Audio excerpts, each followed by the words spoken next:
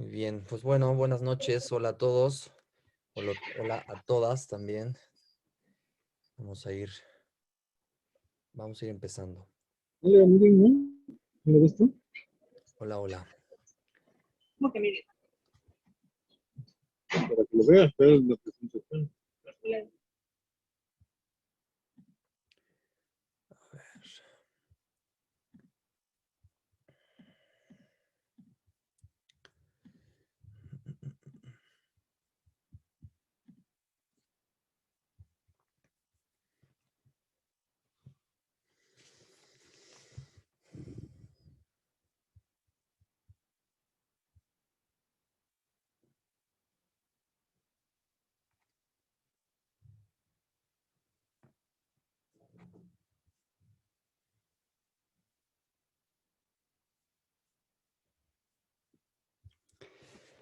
Bueno, pues vamos a comenzar. Me parece que hoy Teresita va a tener que estar en otro evento, así es que pues yo tendré que ir dando acceso conforme vaya llegando la gente. Entonces nada más ahí les pido un poquito de paciencia si de repente me distraigo un poco para abrir pues el chat y los participantes, ir dejándolos entrar. Pero bueno, vamos integrándonos y vamos a empezar puntuales para terminar puntuales, ¿les parece? Entonces, pues bueno, a continuación, nada más déjenme optimizar acá el internet para que también no me falle. Y bueno, vamos a comenzar. Pues vamos a ver algunas cuestiones el día de hoy que preparé, un poco en la línea de lo que la vez pasada íbamos comentando. Hemos estado trabajando un poco a propósito de, pues, un poco de la poesía, algunas cuestiones que vamos a seguir trabajando hoy. Espero que sea algo, pues, verdaderamente interesante, ¿no? Para ustedes y para irnos encaminando al cierre, ¿no? Saben que hoy es la penúltima y digamos ya la última, acordamos que trabajaríamos de lleno la cuestión de lo vocacional, por llamarlo de alguna manera, en materia del proyecto de vida adolescente y estas cosas. Entonces, pues bueno, voy a comenzar. Traigo muchas cosas que quisiera compartir. Entonces vamos a ver cómo sale hoy y hasta dónde nos da esta posibilidad de compartir con ustedes algunas ideas. Déjenme nada más, como les digo, ir admitiendo a la gente. Perdón, pero voy a tener que hacerlo esta vez. Y bueno, vamos a ver. Este, pues creo, espero que no haya alguien nuevo por completo en el curso, pero si es que lo hubiera, nada más sepan que estamos hablando en términos de la adolescencia como una turbulencia, ¿no? En estos tiempos y siempre en general. Pero ahora vamos a hacer algunas observaciones muy particulares que ya hemos venido trabajando 2 sesiones atrás. Y yo de la sesión pasada me quedé pensando algunas cosas que me gustaría el día de hoy compartir con ustedes. Primero, quisiera hacer algunas reflexiones adicionales a las que ya habíamos hecho a propósito del concepto de autoridad, ¿no? Veo hoy la necesidad de preguntarnos acerca de esta noción de la autoridad, ¿no? Acerca de cómo hacer para poder de alguna manera legitimarse como una autoridad ante un adolescente o ante una adolescente dentro de la casa, ¿no? Y me sucedió hace apenas unos pocos días algo que quería compartir con ustedes para pensar algo en relación a esto, que es una experiencia con un chico que de pronto resulta que en la escuela, pues le pasa que un profesor está en un examen y no le recibe el examen porque este examen resultó que lo envió de manera tardía, ¿no? Entonces, digamos, ahondando sobre las razones por las que el examen lo mandó de manera tardía y que de alguna manera el profesor no lo recibió, yo hablo con el chavo, que estaba además pues muy molesto, diría así, porque el profesor no había tomado en cuenta su examen y un poco, digamos, inconforme con eso, pidiendo la ayuda, pidiendo el apoyo de mi parte, en este caso como coordinador, ¿no? De un grupo. Y resulta que lo que me parece interesante de lo que ocurrió fue lo que el chavo me dice, que es que me va contando, yo le hago ver que se equivocó, le hago ver que tuvo un error, pasaron varias cosas que la verdad, digamos, son intrascendentales para lo que quiero decir, pero él lo que se queja, digamos, al momento de hablar conmigo es ¿por qué es contigo con quien estoy hablando y no es con el profesor, digamos, en turno, con quien yo tendría que poder dialogar? Dice él, ¿no? ¿Por qué tendrías que ser tú aquel intermediario? Me preguntaba, por medio del cual él me puede escuchar y yo al mismo tiempo puedo escucharlo a él por lo que tú me dices que él te dice, ¿no? Entonces, me pareció muy interesante porque él hablaba de una pregunta en relación a por qué este otro adulto, ¿no? ¿Por qué este adulto no se presta a dialogar conmigo, ¿no? Y tú eres el que está, digamos, de intermediario. Y él cerraba diciendo, ¿no? Un poco la idea era, si yo pudiera dialogar con él, creo que cuando se dialoga con un profesor, dice, pues puedo llegar con mayor facilidad a un acuerdo.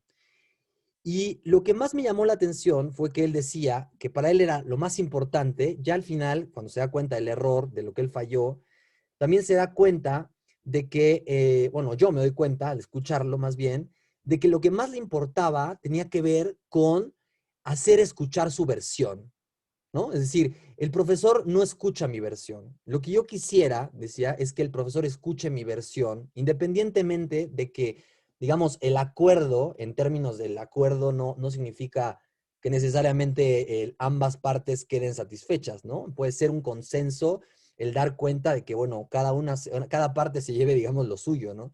Y en este caso, quería señalar, ¿no? A propósito de esta idea de la autoridad, en relación al cuidado, en relación al respeto, desde la paternidad, ¿no? Cómo es importante el que un adolescente, una adolescente se sienta escuchada o escuchado en su versión, independientemente de que la versión que nosotros tengamos sea distinta y que eventualmente estemos de acuerdo o no. Pero qué importante es para el adolescente que la autoridad, en el sentido de la palabra auctoritas, ¿no? Como autor, una invención, ¿no? De este lugar que puedo de alguna manera sostener ante un adolescente como padre a propósito de que posibilito que el adolescente me hable, dialogue conmigo, ¿no? Converse en ida y vuelta y a partir de esa conversación quizá al final, digamos, él puede o ella pueden reprochar, pueden enojarse, pueden manifestar cosas, igual no estamos de acuerdo, pero al final hay una posibilidad para el adolescente de darle lugar a esa palabra y al momento de que le damos lugar a esa palabra, soportamos eso que el adolescente a veces tiene para decir, que no necesariamente suele ser cómodo, lo que a veces los adolescentes nos dicen, pero cuando soportamos esa palabra, le damos una posibilidad de reconocer, ¿no? Desde el lugar del padre, ¿no? La existencia del adolescente en su palabra, ¿no? Es decir, a partir de que sostenemos eso que él puede decir, aunque no estemos de acuerdo, aunque al final la situación sea exactamente como en un principio iba a ser, ¿no? Digamos, en este caso la consecuencia inherente era no va a poder valerle el examen. Sin embargo, la posibilidad de haber escuchado su versión, de haber encontrado él un otro, en este caso en mí, de un diálogo, ¿no? De poder hacer pasar su palabra por la queja, a lo mejor, por el reproche, prestigia, ¿no? Prestigia en el sentido de legitima un lugar ante ese adolescente. Y eso quería como compartirlo. Y por otro lado, quería compartir también una reflexión en materia de lo que hablábamos de la autoridad como un cuidado, pensar como la forma en como hoy podríamos buscar reflexionar acerca del cuidado del otro, ¿no? Y decíamos que el adolescente muchas veces pues pide respeto, incluso faltando al respeto, ¿no? Como una forma de poder tratar de hacer algo con aquello que lo aqueja, ¿no? Incluso usando palabras altisonantes, incluso usando el lenguaje grosero, ¿no? Que muchas veces tiene que ver con eso que lo sacude y que a propósito de la turbulencia lo afecta, ¿no? A nivel del cuerpo, hemos visto, ¿no? Pero en este sentido, yo quería destacar la importancia que tiene la reflexión acerca de la filiación, que es un concepto psicoanalítico muy importante, que es podernos filiar, ¿no? La filiación tiene que ver como cuando, digamos, uno puede afiliarse a un club, afiliarse a un lugar, tener cierta membresía, ¿no? Ser miembro de, pertenecer, en este caso, por ejemplo, a una familia que da un apellido, ¿no? Que da un nombre propio, pero este nombre, hablábamos la otra vez con Emmanuel Levinas a propósito de la heteronomía, que hay que apropiarse de ese nombre, porque es lo más impropio que tenemos, ¿no? Nos lo da el otro, digamos. Y en ese sentido, yo pensaba que podíamos pensar esta cuestión de la filiación como una deuda que familiarmente se va transmitiendo de una generación a otra. Y lo que se transmite, digamos, al momento de transmitir una deuda, no es una deuda en el sentido de algo que hay que pagar, sino una deuda que pasa de mano en mano simbólicamente, ¿no? Y que se transmite, digamos, ¿no? En las generaciones familiares. Piensen ustedes de sus padres, ¿no? Los abuelos de sus hijos, y se va transmitiendo, digamos, de generación en generación a manera de una herencia no en un sentido de la genética, ¿no? Una herencia en el sentido transgeneracional. Heredarle algo a sus hijos, en ese sentido, yo lo pensaba como el buscar que de ello algo pueda el hijo o la hija que tienen apropiarse de eso, ¿no? De esa experiencia que ustedes mismos como padres han tenido a partir de su relación con sus propios padres, por ejemplo, ¿no? Entonces, qué importante es pensar, pensando en lo que hablábamos la otra vez, de que el lenguaje, el tiempo nos lo da el otro, ¿no? Pensar cómo a partir de eso que, digamos, nos da el otro, podemos reconocer esa filiación. Hoy pasa mucho que a los adolescentes se les da, digamos, el discurso de que pueden inventarse, de que pueden inventarse un propio futuro, ¿no? De que pueden inventarse a sí mismos un propio camino. Y eso me parece un poco peligroso porque de alguna manera es como anular cualquier tipo de posibilidad de relación con el otro, ¿no? Lo importante de relacionarme con el otro. Y en ese sentido yo pensaba esta idea de la desposesión, ¿no? En estos tiempos donde vimos que lo material, ciertos bienes materiales a lo mejor nos tenían atados, y podemos pensar en esa desposesión que libera, ¿no? Una desposesión que al mismo tiempo es no una desposesión porque otro nos quita algo, ¿no? Sino en un sentido de un despojo de esos bienes que nos atan, ¿no? Para poder pensar más allá de uno mismo, para poder pensar en el otro, para poder pensar en el hijo, por ejemplo, ¿no? Para poder pensar en la abuela, para poder pensar en el hermano, para poder pensar en qué valioso es el Estado, la compañía. Déjeme silenciar acá. Perdón que voy a estar haciendo esto porque, como les digo, hoy Teresita no anda por acá, entonces yo lo voy a hacer. La compañía, digamos, de esos otros que nos sostienen en la vida, ¿no? Entonces, yo pensaba esto de la herencia como en una cuestión que retomo de Silvana Rabinovich, ¿no? Del custodio, o sea, el heredero como un custodio, ¿no? Algo, a propósito de eso, quería decir justo en relación al cuidado, ¿no? O sea, un custodio, alguien que puede como cuidar de eso que me transmitieron de una generación a otra, ¿no? Y creo que eso, de alguna manera, al momento de que ustedes pueden sostenerlo en este tiempo a pesar de la adversidad, puede dar cuenta de algo que torne en un valor de una cierta autoridad, ¿no? Porque no solo en el sentido del ejemplo, ¿no? Como poder modelar a alguien que puede sostenerse a pesar de lo adverso, ¿no? Sino en el sentido justamente de esta transmisión, ¿no? De que hay algo que se da y que se cuida y de lo que no se puede hacer uso, digamos, para un valor exclusivamente propio, sino que ese es algo para el otro, ¿no? Pensemos hoy en lo que se ha hablado a propósito de la pandemia, de que pues el cuidado de la naturaleza, ¿no? El cuidado de la tierra, ¿no? Y cómo se habló mucho de cómo se puso en evidencia que hasta los animales salían, ¿no? Y eventualmente se regeneraban muchos ecosistemas. Bueno, yo pensaba en el sentido de la tierra como el cuerpo, por ejemplo, para el adolescente, ¿no? Es decir, la tierra que es al mismo tiempo, dice Silvana Rabinovich, somos extranjeros en la tierra, ¿no? Somos habitantes al mismo tiempo de la tierra, pero en realidad somos huéspedes dentro de la tierra, porque la tierra ni nos pertenece, ni tampoco es un objeto, digamos, que podamos manipular.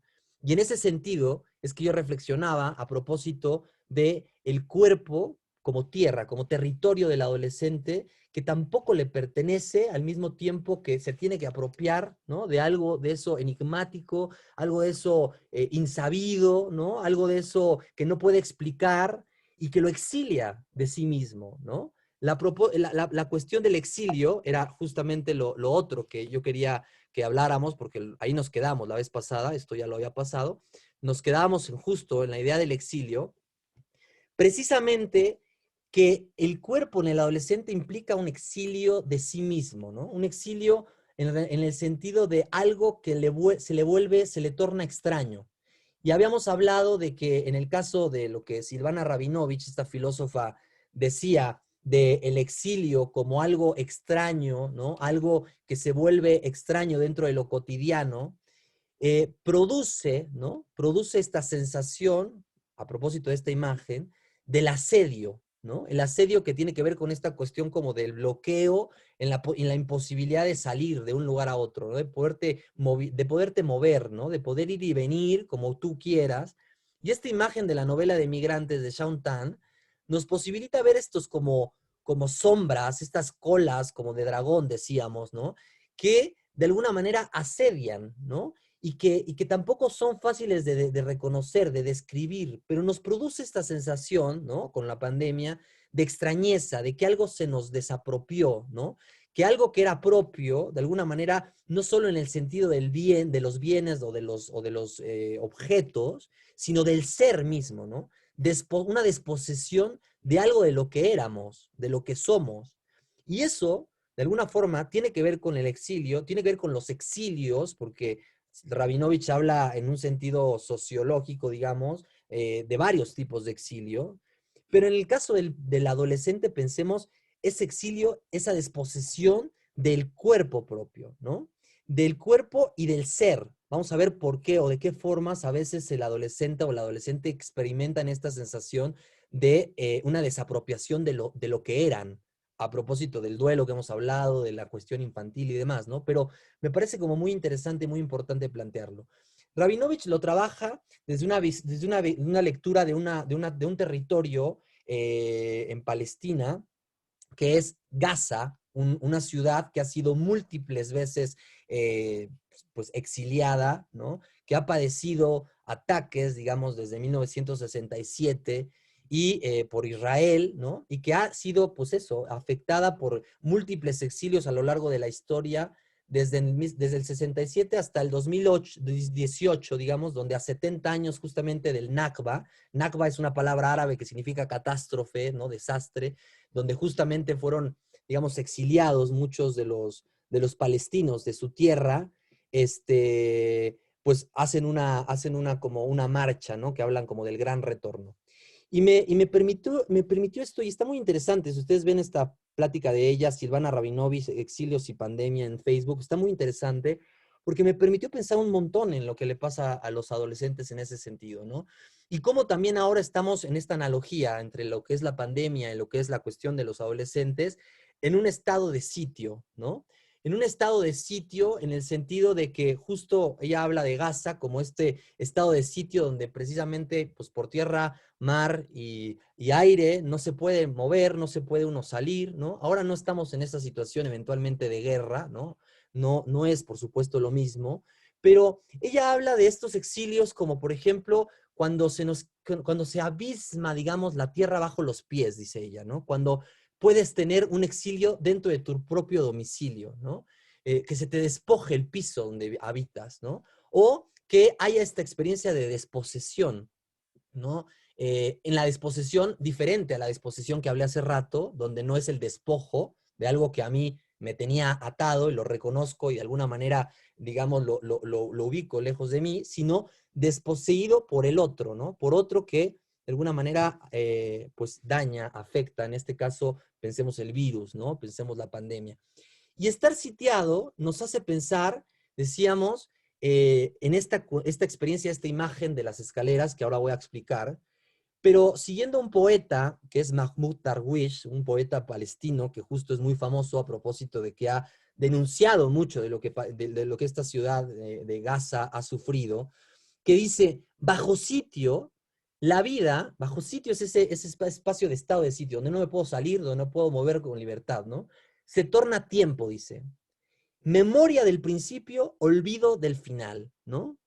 Tiempo, lo importante de algo que se torna, piensen en el torno como eso que gira sobre sí mismo, ¿no? El tiempo y la memoria del principio y olvido del final. Y dicen Rabinovich, no sé si lo están pasando ahora, lo están experimentando, pero ¿cómo los visita el pasado en estos días? ¿No?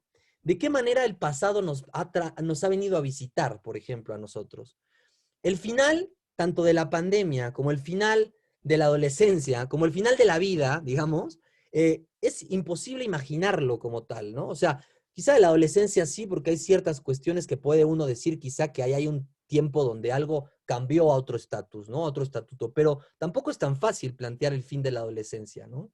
La muerte, ni se diga, la muerte no se puede testimoniar respecto a ella. ¿Cómo podríamos imaginar o planear justamente ese final? No hay manera, dice, es absurdo, no tiene sentido. Y retoma que justo dice, bueno, nosotros podemos hacer planes y Dios se ríe de esos planes, ¿no? Un poquito esta sensación de fragilidad, ¿no? De vulnerabilidad, donde estos fantasmas, piensen en estas colas que veíamos en la imagen del principio, que están al asedio, digamos, los fantasmas del pasado vienen y nos visitan ahora, ¿no? ¿Cómo nos visitan hoy esos fantasmas? ¿De qué manera hoy, y a los adolescentes, digamos, ¿no? De estos fantasmas de la infancia, ¿de qué manera hoy nos ponen en cuestión algo del orden de este tiempo que vivimos, de la memoria, del olvido incluso, ¿no? Ahora diré algo en relación a la cuestión del olvido y la memoria, pero un poco pensar eh, cómo los sueños, por ejemplo, hoy nos han podido dar cuenta, no sé, por supuesto, no sé qué han soñado cada uno de ustedes, pero piensen en los sueños que se ha tenido a lo largo de la pandemia, ¿no? Se ha hablado mucho y me ha tocado escuchar incluso hay un chavo en la prepa que está haciendo una investigación conmigo en la materia a propósito de los sueños en tiempos de pandemia, ¿no? Y él está muy sorprendido porque dice que sus sueños se volvieron como mucho más vívidos, ¿no? Y como muchísimo más intensos. Y que, digamos, hay sueños que, decía Luciano Lutero, en el caso de los varones, por ejemplo, empezaron a aparecer muchos sueños que tenían que ver con una serie de elaboraciones de duelos que no se habían elaborado en el pasado, ¿no? Entonces, ¿cómo nos afecta, digamos, esto? Y dice Darwish, el sitio es la espera, ¿no? La espera, habíamos hablado como la espera, no una espera pasiva, ¿no? La espera, dice, en una escala inclinada en plena tempestad. De ahí la imagen de estas escaleras que, como en los sueños, uno puede subir hacia abajo, ¿no? O uno puede bajar hacia arriba, ¿no? Y uno puede sentir esta imposibilidad de que en el sueño a veces estas cosas pueden parecer absurdas, ¿no? Pero digamos, ahí algo de eso se pone en juego, ¿no? De esa imposibilidad, de esa espera en una situación tempestuosa que parece como, de alguna manera, inclinarse en una dirección opuesta a lo que tendría sentido en la realidad, ¿no? Una escalera, dice Rabinovich, que se sube al revés y que confunde, ¿no? Entre el subir y el bajar. Piensen ustedes la confusión entre el día y la noche, entre el tiempo, ¿no? Como justamente el tiempo ha sido afectado a propósito de este tiempo de confinamiento. Y dice Darwish a la civilización, ¿a qué ancho abismo, con todo lo que se está haciendo, ¿no? Están subiendo. ¿Hacia qué abismo nos dirigimos con este como impulso, digamos, él habla de la guerra, ¿no? Pero justamente, ¿a qué ancho abismo estamos subiendo? Cuando sabemos que el abismo siempre está abajo, el abismo nunca está arriba, ¿no? Siempre el abismo está abajo, digamos, de nosotros. No podemos nunca caer hacia arriba, digamos, ¿no? Y en ese sentido es que podríamos preguntarnos, con toda esta maraña, ¿no? ¿Hacia dónde vamos? Y el adolescente, ¿no? En este proceso, ¿no? de desposesión del cuerpo, de reacomodo de piezas, también hacia dónde va, hacia dónde encuentra como un camino, una salida que posibilite, justo lo hemos hablado y ahora lo vamos a volver a tocar, el tema del afuera. Y con ello traigo esta imagen también que me parece muy pertinente, que también la propone Silvana Rabinovich, que es de cascada, se llama esta, ¿no? Si uno se posiciona aquí en la cascada, fíjense muy bien, y uno va cayendo por la cascada, tiene la ilusión de que efectivamente hay una perspectiva de un piso y otro piso abajo, digamos. Entra uno en el molino y empieza a dar con el agua, empieza a fluir con el agua en el canal y se empiezan a perder las dimensiones, se empiezan a perder, ¿no? La experiencia del arriba y el abajo, ¿se dan cuenta? Es una ilusión, por supuesto, óptica, pero que me parece muy pertinente para pensar, por ejemplo, cómo hoy podemos vivir esta experiencia del sitio, ¿no? Justamente trastocado por el tiempo, por esta cuestión del principio y el final, dónde empieza y dónde acaba, ¿no? ¿Cómo sé que estoy llegando o avanzando si siento que de pronto cuando de repente veo en esta imagen, llegué al mismo punto donde estaba sin sentir que me había podido incluso mover, ¿no? Hacia adelante o hacia atrás. Y a propósito de la memoria, justamente me parece interesante, pensando en esto del post-COVID y esto que hemos hablado también, que en algún sentido se ha hablado mucho de, bueno, ¿qué va a pasar, por ejemplo, con la educación? ¿Qué va a pasar con ciertas cuestiones que estamos viviendo? Y recordaba, ¿no?, que Platón aludía en Fedro, ¿no?, en un texto que se llama Fedro, donde Sócrates dice que cuando se inventa la escritura, bueno, cuando se descubre, digamos, la escritura de alguna manera iba a servir para propiciar el olvido, ¿no? Y hoy sabemos que, bueno, no es así, ¿no? Hoy sabemos que, bueno, la escritura no tiene propiamente necesariamente ese efecto, ¿no?, de afectar la memoria. Pero, por ejemplo, la memoria ha sido algo que también hoy en este tiempo se ha puesto como mucho en cuestión, ¿no? De cómo se ha afectado la memoria a propósito del confinamiento. No sé ustedes, a mí me ha pasado mucho en clases, incluso aquí con ustedes, que trato de decir una palabra y no la recuerdo, ¿no? Y es como esta experiencia como de afasia, ¿no? Pero que tiene que ver, al menos los estudios que he leído, con esta experiencia de justo, de esta imagen de lo mecánico, ¿no? De lo repetitivo, sin una cuestión de la experiencia de lo que ordinariamente encontrábamos en el día a día como lo sorpresivo, como lo que nos sacaba de ruta, ¿no? Uno iba para algún lugar y eventualmente se interrumpía por la conversación con algún amigo, con la conversación no sé, el antojo, ¿no?, de un café, y entonces eso de alguna manera producía este refrescamiento de la memoria, ¿no? Entonces, sobre la memoria haré otra reflexión más hacia el final, pero me gustaría como que vayamos como haciendo esta analogía respecto a lo del adolescente que estamos hablando. Y por último, en este sentido, haría la analogía con el tiempo.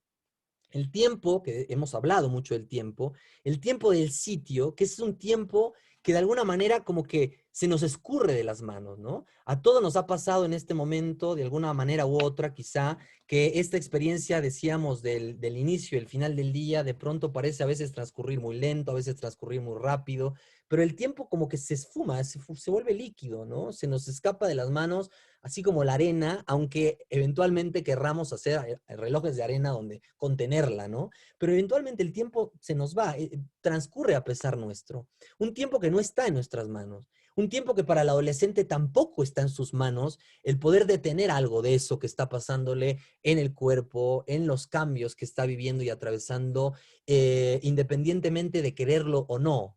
El otro día un joven, un paciente me decía, es que quizá tengo miedo a crecer, decía, ¿no? Pero en el tiempo que lo dice, no puede evitar que esté ocurriendo ese crecimiento, ¿no? Aunque lo reconozca, no puede detenerlo.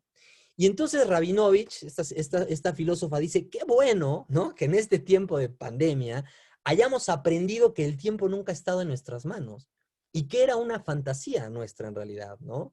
Incluso pensar esto del tiempo en nuestras manos lo dice como lo más absurdo es que en el discurso del capitalismo, ¿no?, del discurso neoliberal, incluso se llega a decir que time is money, ¿no?, que el tiempo es dinero y que lo podemos como administrar, ¿no?, así como el dinero, que lo podemos economizar, ¿no?, en términos económicos, justamente como ahora se habla mucho, incluso en términos de la pareja, ¿no? El otro día decíamos justo cómo se han ido deconstruyendo muchas imágenes de lo que es la pareja, cómo se relacionan las parejas, y es muy común escuchar en el discurso de parejas que la manera en cómo hablan de la relación entre uno y otro es como una relación contractual, ¿no? Una relación de contrato, una relación como de empresa, digamos. El otro día hay un fragmento de una serie mexicana que justo están, digamos, separados, ¿no?, la pareja, y entonces quieren volver, y el marido le ponía a la pareja el tiempo en una gráfica, ¿no?, el tiempo que han pasado juntos, el tiempo que han peleado,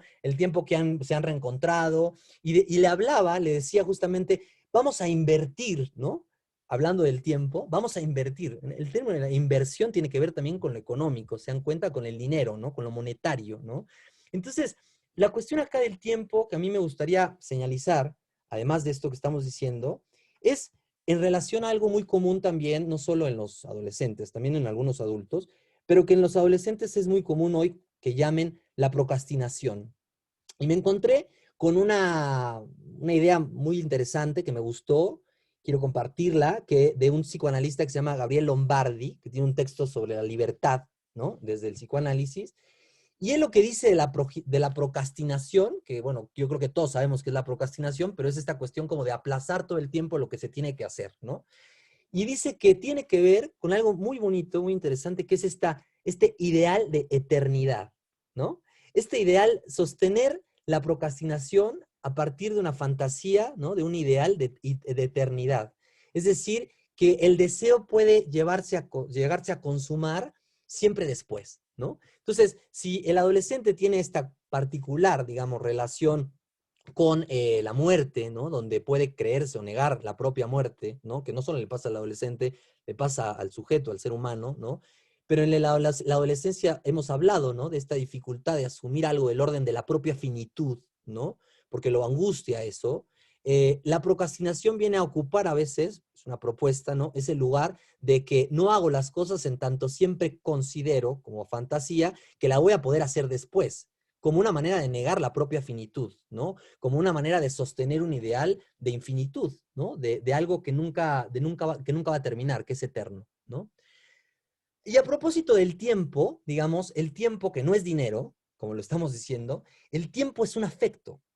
El tiempo, ¿no? Lo dice un psicoanalista que se llama Esteban Levin, ¿no? Que ahora voy a decir algo, unas cosas de él. El tiempo es un afecto. ¿Por qué el tiempo podría ser un afecto? Por ejemplo, piensen en los adolescentes con sus pares, con sus amigos, ¿no? Con ese afuera del que hemos hablado. Cuando comparten ese tiempo, ¿no?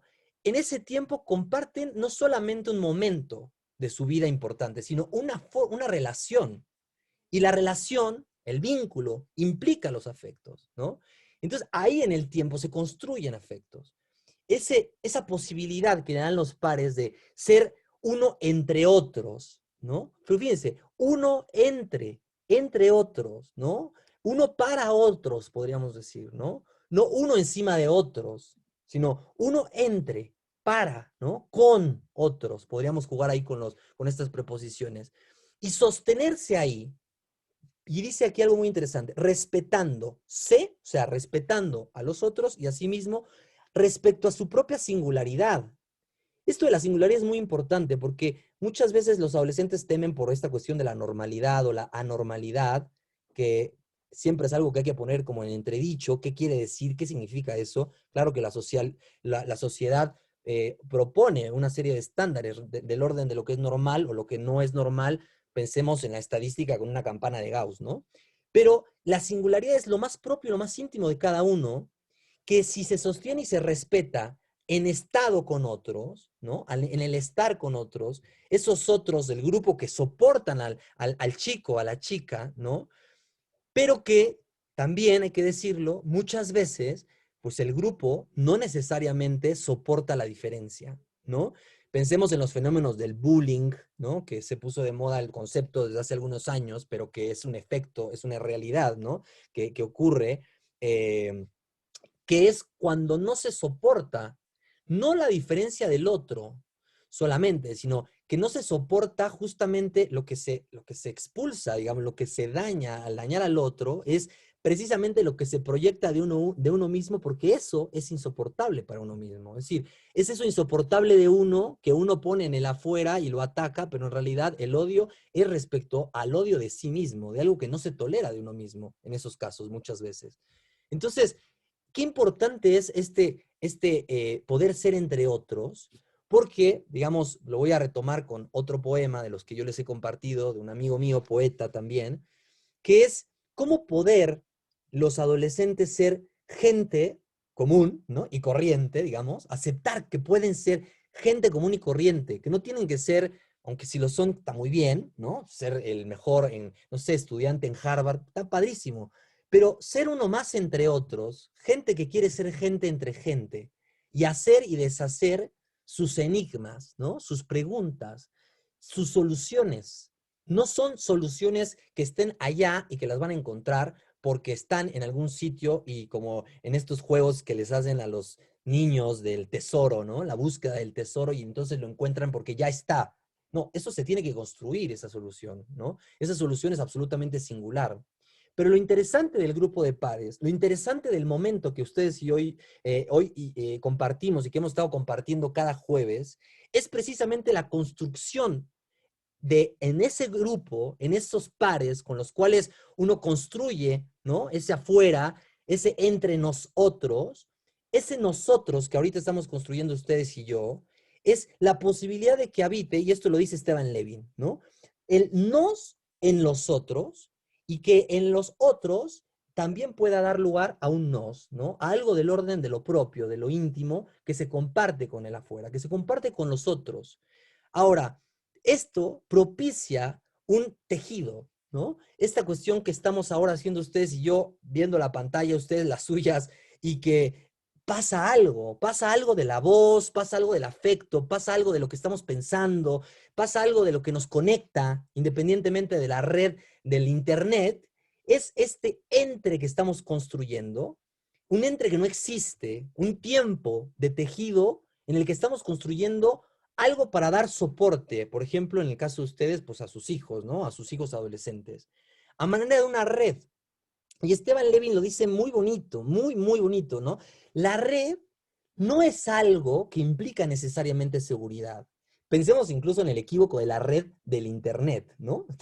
Nos da muchas maneras de conectarnos, pero al mismo tiempo hemos hablado de que tampoco es del todo segura, por todas las razones que podamos expresar, ¿no? Privacidad, en fin.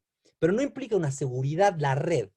La red no implica seguridad porque es porosa. Hay agujeros en la red, ¿no? Esos agujeros posibilitan que haya unida y una vuelta en la red, ¿no? Estamos acá todos unidos, digamos, conectados ahora, haciendo una red, sosteniendo esto que estamos compartiendo. Y hay una ida y vuelta cuando yo puedo escucharlos, cuando podemos dialogar, cuando me han estado escribiendo para hacerme sus preguntas, lo cual agradezco muchísimo, ¿no? Después de las sesiones, ¿no? Y hemos pensado juntos algunas cosas, me han hecho reflexionar, porque esta red tiene movimiento, tiene un movimiento que a su vez está producido por una serie de hilos, ¿no? Que en intensidad y fuerza se combinan para producir ese movimiento y se anudan. La vez pasada, en el semestre anterior, este mismo curso, que yo digo, no fue esto mismo que les estoy contando, yo di otra cosa, pero lo intitulé algo en relación a los nudos afectivos, le llamé yo, ¿no? Y hablaba de las redes y los enredos, ¿no? Justamente porque donde hay nudos, claro, hay un anudamiento, hay algo que, no, hay algo que estrecha, hay algo que aprieta, hay algo que jala, hay algo que tensa, pero también hay algo que se puede aflojar, es decir, hay algo que se puede desanudar de las relaciones, de los nudos afectivos de un padre con un hijo, por ejemplo, ¿no? De esas tensiones que han existido desde antes de la pandemia, durante el tiempo de pandemia, pero que a lo mejor poniéndole el ojo en el nudo que está apretando de más, uno puede desanudar para ver de qué forma eso vuelve a anudarse de otra manera. Es decir, he hablado a veces de la fragilidad de este tiempo respecto a la posibilidad de la ruptura con un hijo o una hija adolescente cuando eso no se identifica y se forza, ¿no? En el lazo con el padre, con la madre, y a veces produce ciertas rupturas que es difícil volver como a anudar, ¿no? A enmendar. Pero si nosotros pensamos esto como una red entre ustedes, yo, todos nosotros, ustedes siendo padres, con sus maridos, con sus parejas, con sus otros hijos, que acompañan, que sostienen a esos hijos, que los pueden anudar y al mismo tiempo posibilitan esos desanudamientos para volver a anudarse, damos lugar a lo que es la hospitalidad. Y la hospitalidad no es nada más aceptar al otro por quien es, porque uno siempre quiere que le amen por lo que somos, ¿no? O sea, pero al final, en realidad, lo que muchas veces se demuestra es que realmente no se nos ama tanto por lo que somos, sino por lo que también somos capaces de dar al otro y compartir con el otro, ¿no? Y independientemente de que no lo tengamos. Ahora explicaré eso que estoy diciendo, ¿no? Pero la hospitalidad tiene que ver con esta cuestión de compartir un ritmo. Ahí la importancia del tiempo. Seguimos hablando del tiempo, ¿no? Estamos compartiendo un ritmo ahora. Un ritmo que me hace pensar necesariamente en el bailar, ¿no? Es decir, el bailar es esa posibilidad de construir un entretiempo. Esteban Levin lo dice precioso así, diciendo que el entretiempo no es un espacio, ¿no? O sea, el que ahora yo esté hablando acá en mi casa, haciendo estas construcciones, y que ustedes estén en la suya, o cuando yo estoy en una sesión, o él dice, cuando yo estoy con un niño, y entonces estamos jugando a acampar, y entonces uno se pone ¿no? en una tienda de campaña, y el niño está también en su tienda. No es que se comparta un espacio, lo que se comparte es un tiempo. Ahora compartimos un tiempo, un entretiempo. Y ese entretiempo implica el compartir un ritmo en la vida. Algo se desaceleró quizá para muchos ahorita después de una jornada, no sé, pesada de trabajo, o no. Pero eventualmente compartir un ritmo me hace pensar en el baile, porque muchos adolescentes varones, sobre todo los varones, no saben bailar. Pero es interesante porque Luciano Lutero tiene un libro justo donde habla de cómo los solteros, ¿no? Algunos no saben bailar, o los varones que no saben bailar. Pero es que aprender a bailar y no solo quedarte mirando, implica la posibilidad de asumir el riesgo, ¿no? De compartir con otro un ritmo que no es ni tuyo ni de él, ¿no? Sino que se construye juntos. Cuando se baila con el otro, a pesar de que el que sepa bailar más, ya sea el hombre o la mujer, lleve al otro, ¿no? Al final es ese efecto de confianza, ¿no? De soltarse un poco, ¿no? O sea, quien le guste bailar y sepa bailar, sepa que a veces le toca bailar con una pareja que se pone muy dura, ¿no?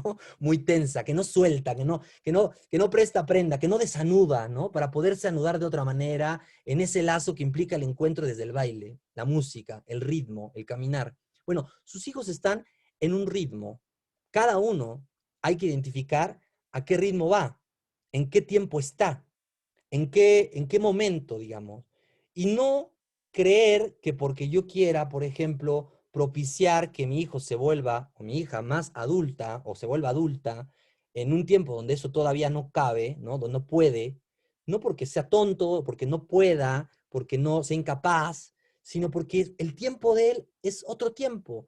Y hay que identificar el ritmo, hay que saber sentir y escuchar ese ritmo en el que el hijo o la hija va para poder acompañar de una mejor manera. Y ahora iré, obviamente, haciendo alusiones mucho más específicas para no dejarlo en la abstracción, pero me parecía muy lindo lo que Esteban Levin dice de esta cuestión del entretiempo. ¿Cómo construir un entretiempo con los hijos? ¿Cómo ver este entretiempo adolescente que no es un tiempo transicional, ¿no? Es un tiempo de pasaje. En ese tiempo de pasaje de un lugar a otro, ¿cómo acompaño? ¿Cómo entro? ¿Cómo entro y salgo? ¿Cómo estoy? ¿Cómo me siento yo incluso como padre a propósito de ese tiempo donde mi hija, mi hijo está pasando por un momento donde capaz que no logro entender muchas cosas, ¿no? Como le pasa a todos los padres y al mismo adolescente. Ahora, ¿cómo podríamos acercarnos a algo de lo que el adolescente nos tiene para decir? El decir del adolescente no es el decir del adulto. Tampoco el niño necesariamente nos habla desde el lugar de lo que los adultos podemos entender, pero dicen cosas, ¿no? A veces el dicho dice, ¿no? Los niños y los borrachos siempre dicen la verdad, ¿no? Hoy me tocó escuchar algo muy bonito que le decía una niña a una tía, la niña se va a ir, como le ha pasado también a muchos en este tiempo de pandemia, se va a ir a vivir a otro lugar con su familia por temas de trabajo, este, y entonces la tía le reprochaba un poco eso de que, pues no, pues ¿por qué se iba, no? Que le iba a dejar, que le iba a abandonar. Y me tocó escuchar claramente, ¿no? En la ventana de acá de su casa, cómo le decía a la niña algo así como, te voy a dejar que hagas tu vida, ¿no? Me voy para dejarte que hagas tu vida. Una niña de 7 años, ¿no? Me pareció genial, ¿no? Es decir, y claro, eso le azotó de golpe, ¿no? A esta mujer, había que ver la cara de esta mujer, pero justamente es esto que a veces dicen con arrojo y que el adolescente también tiene esa forma a veces dura, ¿no? De decir, y que no es necesariamente con las palabras, sino que puede ser, por ejemplo, con la escritura. Pero la escritura, no solo en el sentido de lo escrito como un papel y un lápiz, sino la escritura en el sentido de que cuando el adolescente habla o dice, como nosotros al hablar, decimos más de lo que creemos que decimos. Y inscribimos algo en el mundo para los otros que nos escuchan. Y entonces es importante que haya otro ahí con el adolescente, que pueda dar lectura a eso que el adolescente dice.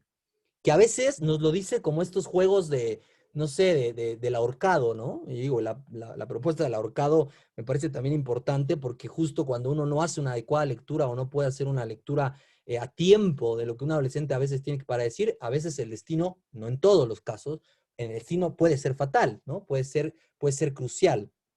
Pero también está estos anagramas, ¿no? De palabras desordenadas que uno puede tratar de ordenar para darle lectura a eso que el adolescente o la adolescente puede querer decir. Entonces, el tiempo adolescente para los padres y para el mismo adolescente es un tiempo de ciframiento y desciframiento. Es decir, hay que ponerle palabras a eso que no puede el adolescente ponerle porque no las encuentra, porque no las tiene. La otra vez decíamos justo de esto de, bueno, no me dice algo, no me habla, no me dirige la palabra, Bueno, porque habría que ver qué relación tiene ese adolescente o esa adolescente con su propia palabra, ¿no? Con esto que le está aconteciendo y que no puede poner en palabras. Y que no es que no te lo diga porque no quiere, sino porque no sabe, porque no lo encuentra la manera de poderlo decir, de poderlo poner en una palabra. De ahí que sea tan importante esto que este adolescente hoy les decía del diálogo, ¿no? El diálogo en el sentido de que independientemente de que el adolescente responda en monosílabos, la posibilidad de poner la palabra jugar es una posibilidad para el adolescente de que la palabra pueda valerse en cualquier momento. No es lo mismo que un padre haya dicho algo en cierto tiempo y que pasado el tiempo, aunque uno parezca que no tuvo efecto en ese momento, esas palabras tengan un efecto en la vida de uno, a que cuando llegue ese momento no haya habido palabras dichas de las cuales uno pueda sostenerse para poder hacer algo en ese momento de la vida, ¿no?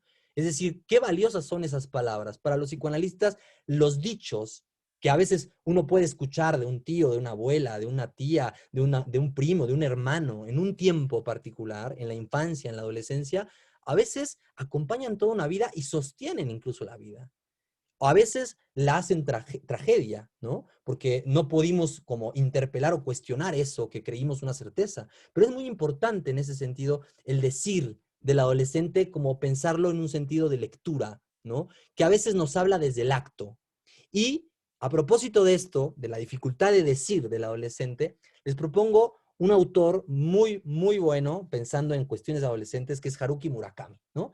Y tiene una novela, tiene otra que se llama El noreste de la frontera, al sudeste del sol, o algo así, pero esta, y también habla de adolescente esa, pero esta de Tokyo Blues me parece muy linda, ¿no? Y aquí les voy a poner un fragmento de Naoko, una de las personajes. Se trata de una novela, digamos, sin spoilear, simplemente de un hombre que va en un tren y recuerda a una de sus amigas que fue novia de un amigo de adolescencia que se suicida, ¿no? La verdad es que es muy interesante. Después entre ellos hay un amorío, después de que se reencuentran de un tiempo después de que el amigo se suicida. Pero aquí en el momento muy temprano de la novela, recordándola ya, recordando a Naoko, Naoko le dice a Taru, ¿no? No puedo hablar bien. Me pasa desde hace un tiempo, ¿no? Siendo adolescentes. Cuando intento decir algo, solo se me ocurren palabras que no vienen a cuento o que expresan todo lo contrario de lo que quiero decir. Y si intento corregirlas, me lío aún más. Y más equivocadas son las palabras y al final acabo por no saber qué quería decir al principio. Pensemos en la imagen del principio y el final, ¿no? Que decíamos hace rato. Es como si tuviera el cuerpo dividido por la mitad y las dos partes estuvieran jugando al corre que te pillo. En medio hay una columna muy gruesa y van dando vueltas a su alrededor, jugando al corre que te pillo. Siempre que una parte de mí encuentra la palabra adecuada, la otra parte no puede alcanzarla, ¿no? Fíjese qué bonito, ¿no? Porque además él le contesta, a todos nos pasa lo mismo, ¿no? Y es que en realidad cuando se pasa por ese tiempo adolescente, sin duda uno pasa por ahí, por la torpeza, por el tropiezo con la palabra que no le puede decir a una chica, que no le puede decir a un chico. Incluso ahora lo vemos quizá agudizado en el punto del encuentro, ¿no? Como muchos pueden ser muy elocuentes detrás de una cámara, ni siquiera a veces detrás de una cámara, detrás del WhatsApp, detrás del Instagram, detrás de los mensajes, pero eventualmente el tropiezo viene cuando viene el encuentro, ¿no? Con el cuerpo a cuerpo y ahí empieza a parecer que el otro no es con quien se hablaba, ¿no? Es decir, cierta extrañeza del otro, porque en realidad, bueno, ¿con quién se estaba hablando o con quién se está mensajeando un adolescente cuando se mensajea? ¿No? Uno podría pensar que de antemano es con el otro con el que habla, pero en realidad, ¿a quién le habla el adolescente cuando habla con un otro, con un semejante, con alguien del otro sexo o con alguien, con el sexo, digamos, ¿no? No necesariamente con el otro sexo, con el sexo? Es decir, ¿cómo es esa relación? ¿Se dan cuenta? Es equívoca, es a partir de esta dificultad de poder apalabrar. Y en ese tiempo viene un momento que es algo del orden de lo decisivo para el adolescente, ¿no? Vamos a terminar hablando de la cuestión vocacional, justamente a propósito de esto, de que es un tiempo de decisiones muy, muy importantes. El otro día uno me preguntaba, ¿y por qué pensaríamos que a los 18 años tenemos la posibilidad de decidir respecto a lo que queremos hacer para el resto de nuestra vida? Y me parecía una pregunta absolutamente pertinente, porque sabemos que de antemano es una trampa, digamos, la idea de que a los 18, por ser mayoría de edad en el sentido legal, un joven pueda asumir esta posibilidad de decir, esto es lo que quiero para el resto de mi vida. ¿Quién puede decir eso independientemente de la edad que tenga? Entonces, la cuestión acá es justo, vamos a preguntarnos y vamos a pensar cómo acompañamos esta cuestión de este punto decisivo, donde en materia, por ejemplo, de lo vocacional, se le abre, ¿no? La vocación siempre se habla de que es el llamado, ¿no? Es un llamado, pero ¿es un llamado de qué? Es un llamado del otro. El otro en psicoanálisis con mayúscula no es el otro semejante, digamos, es el otro que tiene muchas acepciones. O sea, puede ser, por ejemplo, los padres son un semblante de ese otro para el niño que le transmite, como lo veíamos, el lenguaje, por ejemplo, ¿no? Pero de alguna forma también el otro, ¿no? Puede ser ese lugar donde yo me inscribo para poder ser uno entre otros. Es decir, ese otro que en algún momento, la vez pasada, en la charla pasada de Nudos, decía, por ejemplo, de Borges, ¿no? Para Borges la poesía era el otro. Eso con lo que dialogaba y permanentemente a lo largo de su vida pudo acompañarlo hasta su muerte, ¿no? Eh, por ejemplo, en Picasso, ¿no? Pensemos la pintura. Pensemos para, no sé, algún deportista, el deporte que practica, ¿no? Es decir, eso otro que llama aparentemente desde una afuera, pero que en realidad tiene que ver con un llamado interno, de eso que descubre uno mismo en determinado momento, de manera súbita, que atrapa, llama, convoca y propicia y moviliza el deseo. Pero en este tiempo decisivo, además, el adolescente, la chica, el chico, tienen que tomar una decisión una decisión inconsciente, respecto a su elección, por ejemplo, una posición sexuada. ¿Cómo me posiciono ante el otro sexo? No solo en el sentido de ser homo o heterosexuales, sino también cómo me relaciono, a partir de qué lugar, de qué idea de hombre, de qué idea de mujer, yo puedo relacionarme con el otro, ¿no? Y eso es muy importante, porque también ahí atraviesa entonces la época que vivimos respecto a la idea de hombres y mujeres que tenemos. Y yo ahí hago un paréntesis respecto a una intervención que hace unos días justamente alguien de ustedes, fuera del tiempo de las charlas, me preguntaba de forma muy interesante, ¿no? ¿Cómo hoy, por ejemplo, viven los jóvenes esta idea respecto a los movimientos del feminismo, por ejemplo, ¿no? ¿Qué idea de la mujer y qué idea del hombre tiene cada uno de sus hijos?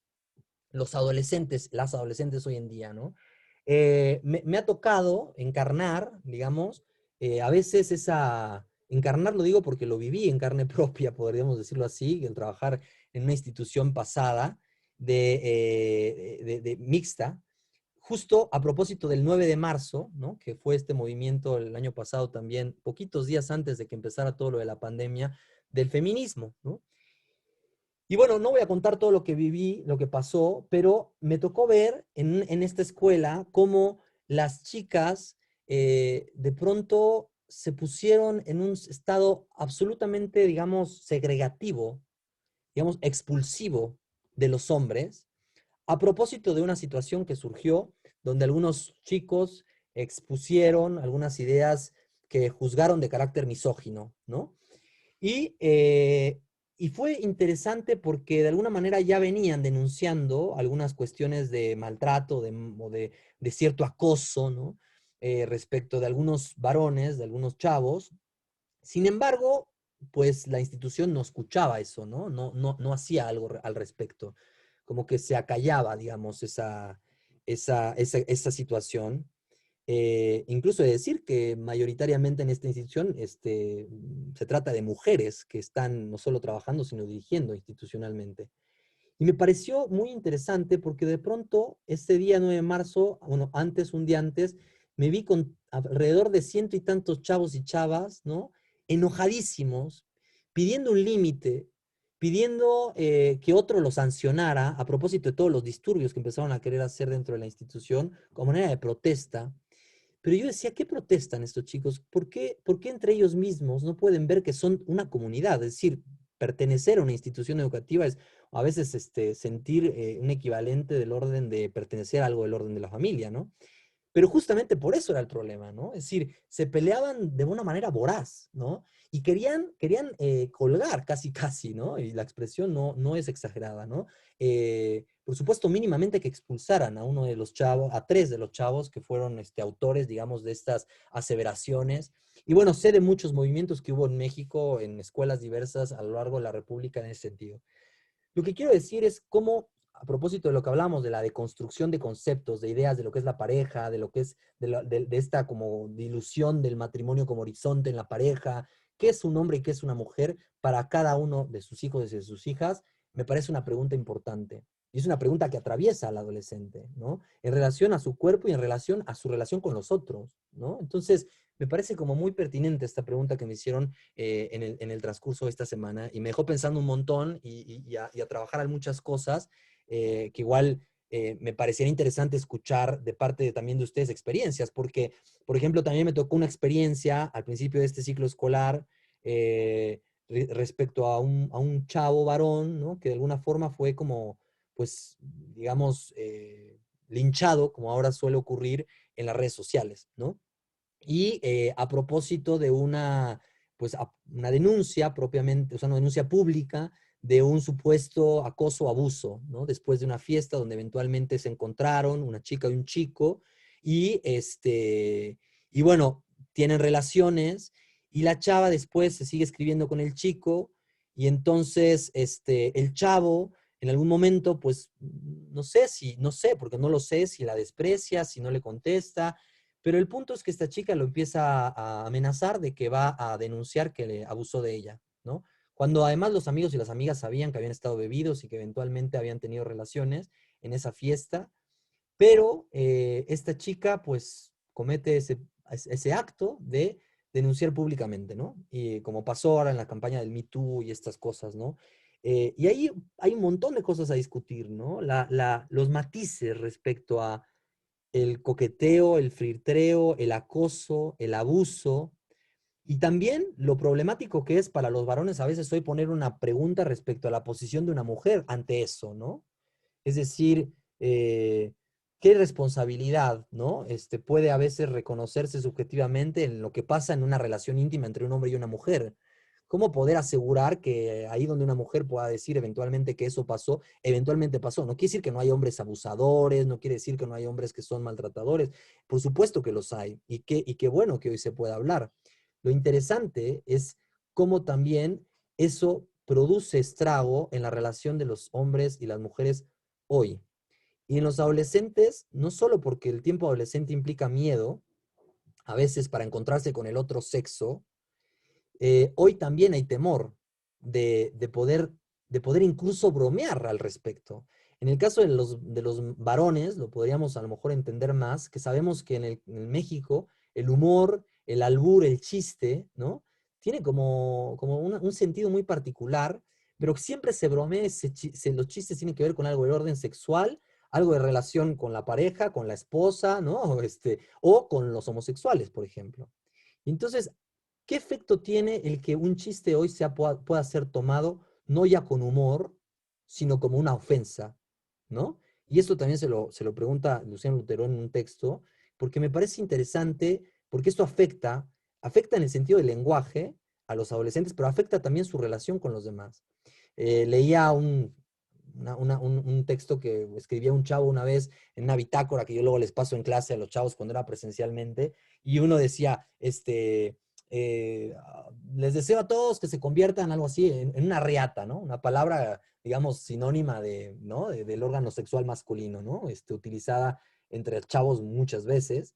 Y decía, no machista mode, ¿no? O sea, como luego sancionando eso que venía del otro, que podía decirle, esto podría ser leído de una manera machista, ¿no? Entonces, bueno, esta cuestión me parece también muy interesante pensar cómo se posiciona hoy un chico y una chica respecto a la relación con los demás, que además hoy también se ha dificultado, no solo por lo que hemos hablado de la pandemia a propósito del confinamiento, sino qué dificultad tienen hoy los chavos para poder, eh, pues eso, abrirse al otro, ¿no?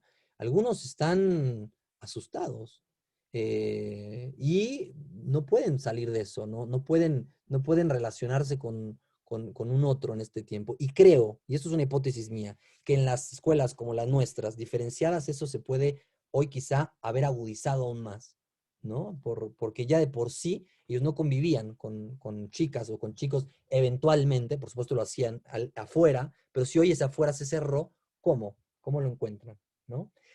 Bueno, hay una digresión, disculpen el rodeo, pero me pareció importante hacer una serie de comentarios.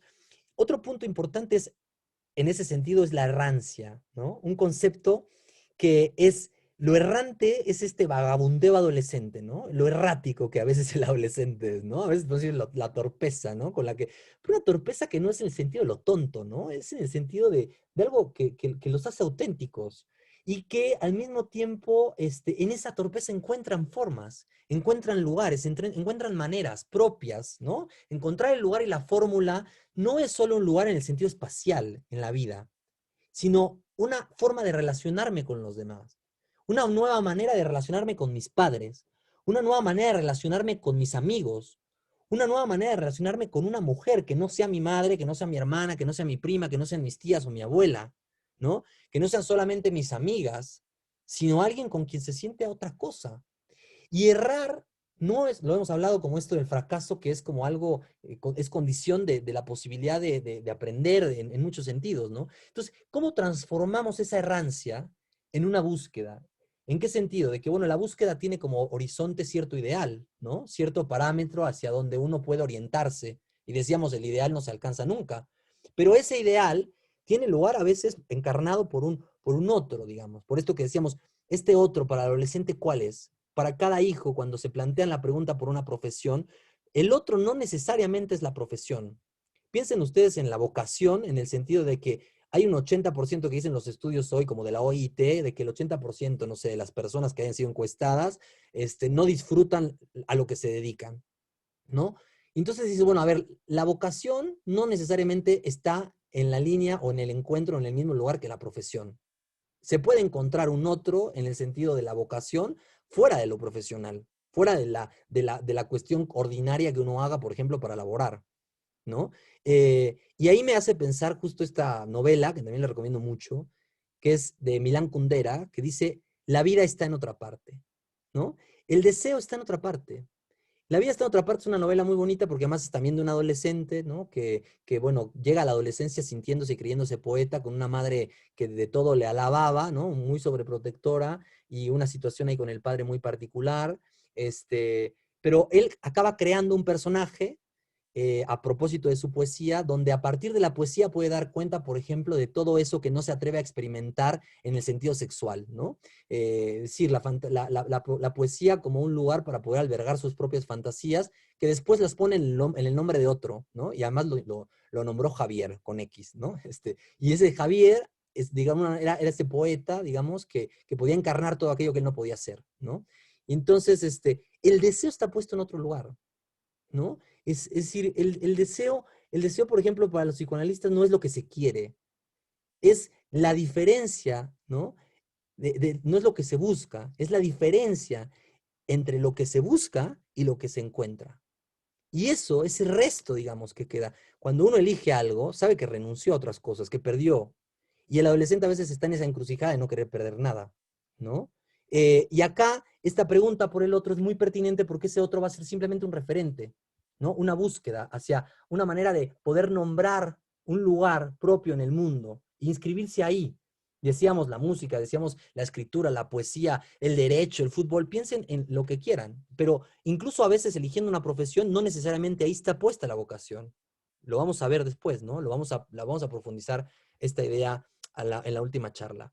Y en ese sentido, cuando un adolescente está desorientado, cuando hablamos de una desorientación, la palabra orientación vocacional tiene que ver con algo que orienta, ¿no? Un ideal orienta hacia un punto, aunque no lleguemos a ese lugar, aunque no lleguemos a ese horizonte, pero es cuando justamente el adolescente no puede nombrar eso que lo conmueve, eso que lo sacude, eso que lo convoca, que lo llama de ese otro, decir, ahí me veo, ¿no? Ahí me veo hablando como un comentarista de fútbol, ahí me veo hablando, cantando con quién sabe quién, aunque eso no llegue a ocurrir.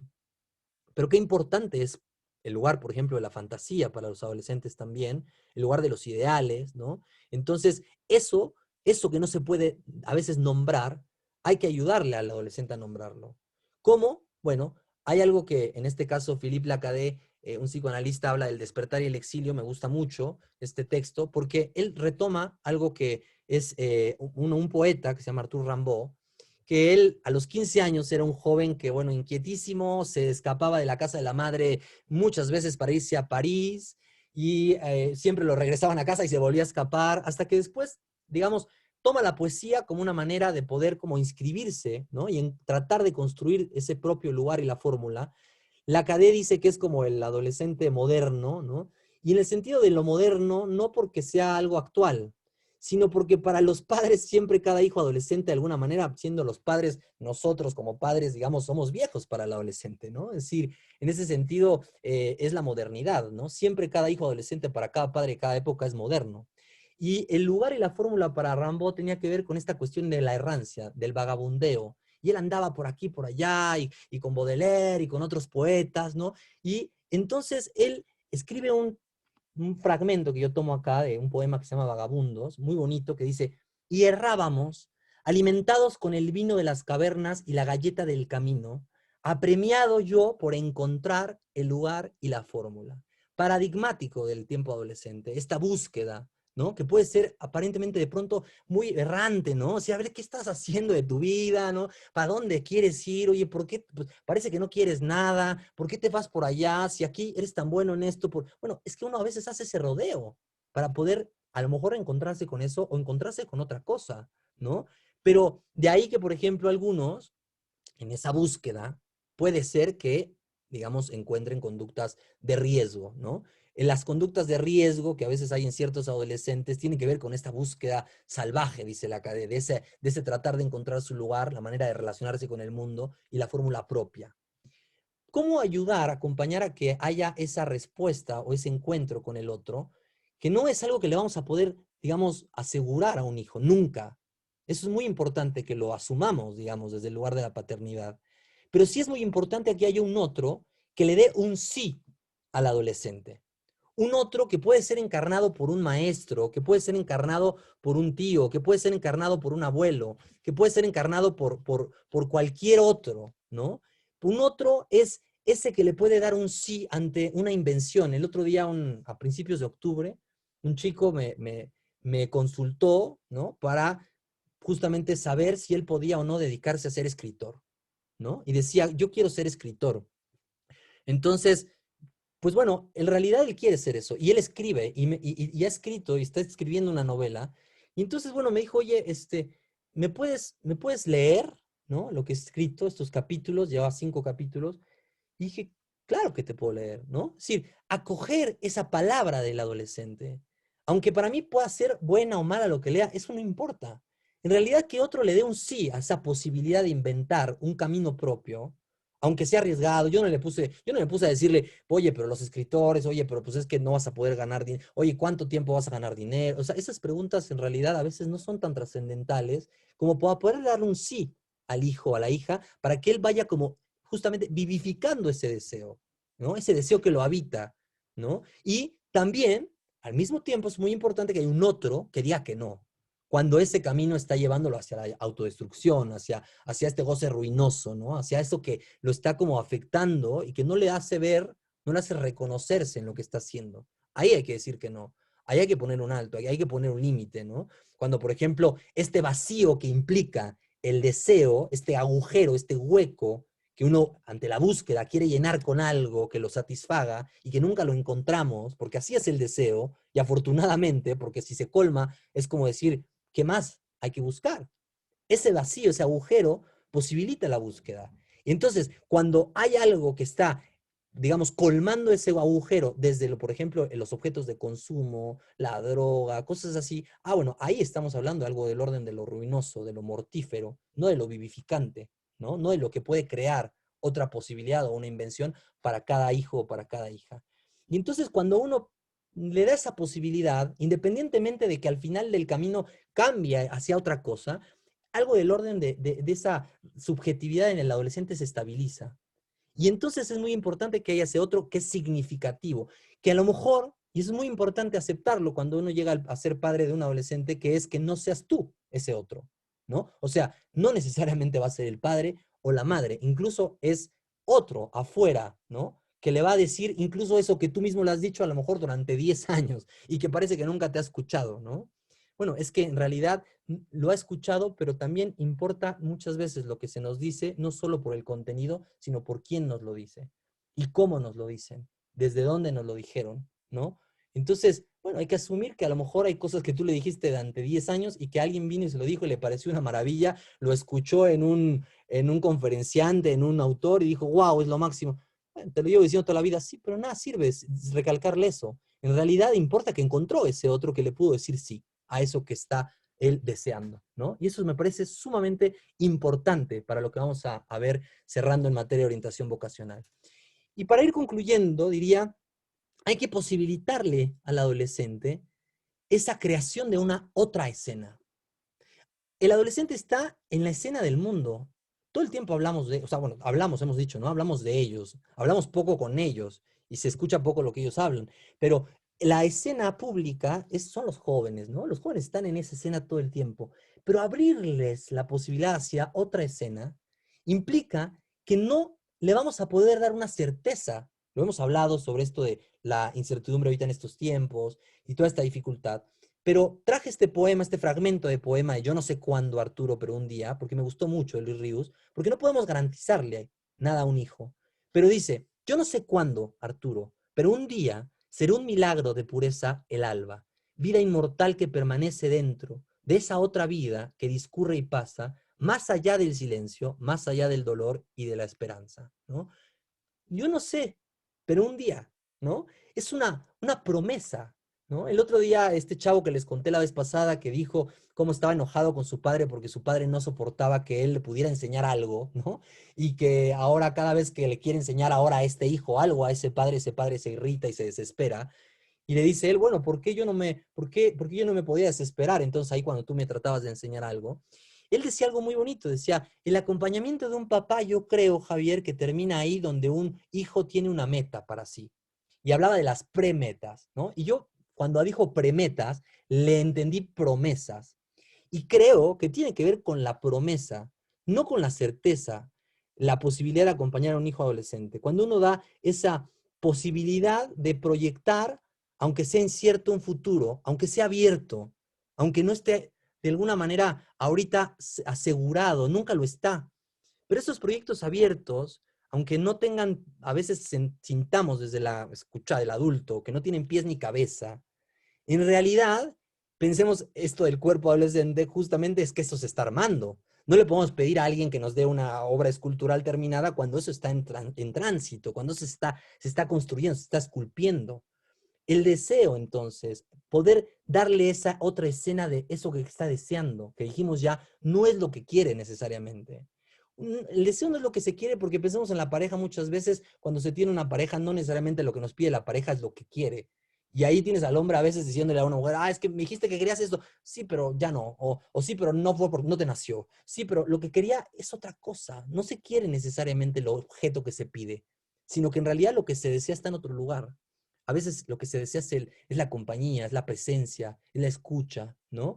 Que no se dice pidiendo otra cosa, ¿no? Pero esto es justamente importante también advertirlo respecto al adolescente. Los sueños, no solo en el sentido de lo que se va a buscar hacia el futuro, sino los sueños también, los sueños al dormir.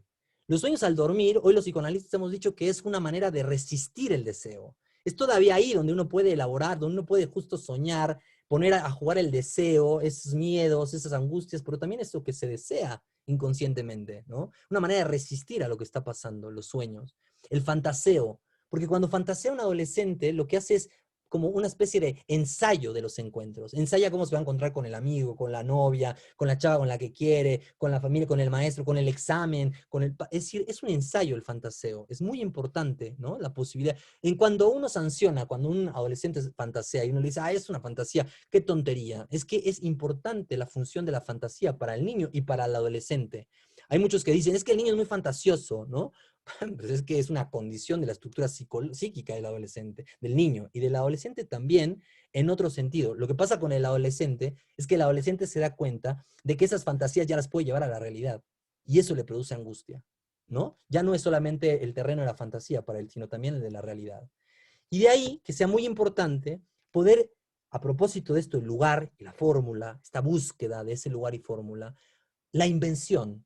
El genio adolescente, lo traigo de Juan Mitre, ¿no? Un analista, produce el equívoco, yo lo escuché como el genio, pero creo que él decía el ingenio, pero lo dejé en el genio, porque también luego hay muchos que tienen un genio de la fregada, ¿no? Es decir, no solamente es el genio en el sentido de la invención, sino también en el sentido de esta cuestión difícil de manejar, ¿no? De lo adolescente. Pero en el sentido de la invención hay que pensar en una palabra que para los psicoanalistas es muy importante, que es el síntoma de cada adolescente. El síntoma, a diferencia de lo que piensa la psicología o lo que piensa la medicina, para los psicoanalistas no es un problema que haya que erradicar de la realidad y que en tanto uno lo elimine, entonces uno está curado o sanado. Al contrario, para nosotros el síntoma es una brújula, es una respuesta de un adolescente o de un niño o de un sujeto, adulto, hombre, mujer, de responder a una forma de responder a un malestar, algo que nos aqueja.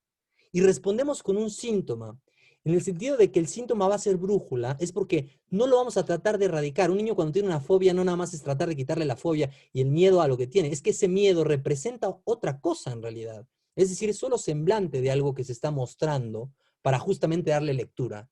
Pensemos en el síntoma, por ejemplo, del fracaso escolar. El síntoma del fracaso escolar muchas veces tiene que ver justamente con una manera de denunciar algo, el orden de lo que está pasando, de algo de lo que está quejando al adolescente, o de algo del orden de lo que está denunciando que no puede o no quiere, ¿no? Tomar del padre, de la madre, ¿no? Que lo niega, que inconscientemente no lo quiere, y es una manera de decir que no. Claro, uno en un psicoanálisis aprende a poder decir no sin necesidad de enfermarse o sin necesidad de enojarse. Hay otras vías, ¿no? Para poder decirlo. Pero el síntoma es eso, pues, muy íntimo de cada uno de nosotros, que al mismo tiempo en eso no nos reconocemos, ¿no? Es decir, es muy importante la palabra de la invención en el adolescente como síntoma, porque el síntoma no es un problema a erradicar, sino que es una, digamos, una elaboración, una respuesta que doy a algo que me aqueja, pero que en tanto yo pueda atravesar eso, pensemos en el chico que tiene un fracaso escolar, atravesarlo no necesariamente va a significar que deje de tenerlo o que deje de irle, que ahora le vaya súper bien en la escuela. ¿Sí me explico? No se trata de que después de ir con un psicoanalista o un psicólogo, entonces ahora le vaya súper bien y se convierta en el mejor alumno, sino que más bien a lo mejor él va a seguir fracasando ahí, va a seguir teniendo tropiezos en la escuela, pero dándose cuenta de que ese síntoma se puede, lo puede ocupar en otro sentido para su propia vida, ¿no? Porque el síntoma lo que hace con nosotros es que nos transforma a nosotros mismos y a partir de la transformación de uno, a partir de que nos obliga a cambiarnos a nosotros mismos, es que se produce un efecto de cambio en la realidad, ¿no? Y no al revés. No porque lo quito, entonces la realidad cambia, ¿no? Es que a partir de que yo atravieso eso, entonces yo puedo hacer otra cosa con mi realidad. La realidad cambia para mí. Un ejemplo es un chico que hace tiempo me fue a consultar porque me decía que él, pues, de alguna manera, fracasaba escolarmente y decía que él siempre ha sido en el salón el chistoso, el que bromea, el que todos los hace reír, y que de alguna forma eso se daba cuenta de que pues parece que está afectándolo en materia escolar. Entonces él decía, lo que quiero recortar es esto que él decía, ¿no? Si yo dejo de ser eso que he sido siempre, entonces ¿qué soy? ¿No? Y el síntoma tiene que ver justo por eso, con la transformación de algo del orden del ser. O sea, si este chico no es que tuviera que dejar de ser ahora alguien chistoso, pero ser el bufón, ¿no? No hacerse el chistoso, sino ser el chistoso. Si eso lo dejo de ser, ¿qué soy? Fíjense lo vulnerable que es para veces la cuestión de la identidad en el adolescente, ¿no? O esto que pasa con los adolescentes del muro de Facebook, donde si alguien los sanciona o los ataca, de alguna manera ahí se cae toda su estructura y alguno de pronto pasa al acto y se suicida. El síntoma, eso que lo aqueja, no es que el chico vaya o pudiera dejar de hacer de hacerse el chistoso, pero también darse cuenta que eso de alguna manera lo estaba afectando y que estaba haciendo que lo expulsara de una escuela a otra y que eventualmente poniéndole un alto a eso, pues puede, digamos, posicionarse de otra manera en la vida. Y eso es muy importante pensarlo. ¿Cómo inventa el adolescente cada una de sus respuestas ante lo que le está pasando, ¿no? Con la lengua lo hemos dicho, ¿no? Cómo transforma el lenguaje, cómo incluso el insulto tiene una manera de hablar de lo que le afecta, lo que le duele, ¿no? Y me pasó algo muy, muy interesante a propósito de esto, ¿no? Y con esto voy a cerrar. Que fue que, por ejemplo, la semana pasada les conté que les dije a los chavos que para el Día del Amor y la Amistad, un jueves, pues no sé, invitaran a una amiga o a su novia o a alguien, hiciéramos un Zoom y que pues jugáramos algo. Nadie contestó, ¿no? Fue muy interesante. Porque después, cuando les pregunto por qué, pues dicen, pues no tenemos novia, o fue como muy apática la respuesta, ¿no? De ahí lo que comentaba hace unos slides atrás. Pero curiosamente, el viernes, de repente por la noche en el WhatsApp del grupo, empezaron a compartir una serie de guerra de stickers, ¿no? Es decir, empezaron a subir stickers, que yo no pude ver. Supe que son stickers porque algunos los dejaron y algunos otros los comentaban. Y ya ven que uno cuando comenta un mensaje de otro puede aparecer en pequeñito el mensaje o la imagen. Y fueron 20 minutos en donde yo no estuve pendiente de mi celular porque lo tenía en silencio. Y ellos estaban mandando stickers de distintas cosas. Algunos eran GIFs de maestros, ¿no? Un poco poniéndolos caricaturizándonos, ¿no? Otros tenían que ver con escenas de GIFs donde había cierta violencia, ¿no? Es decir, este GIF donde, no sé si lo han visto, pero de un árbol de Navidad donde un hombre agarra el árbol y se lo avienta a una mujer y, ¿no? La azota.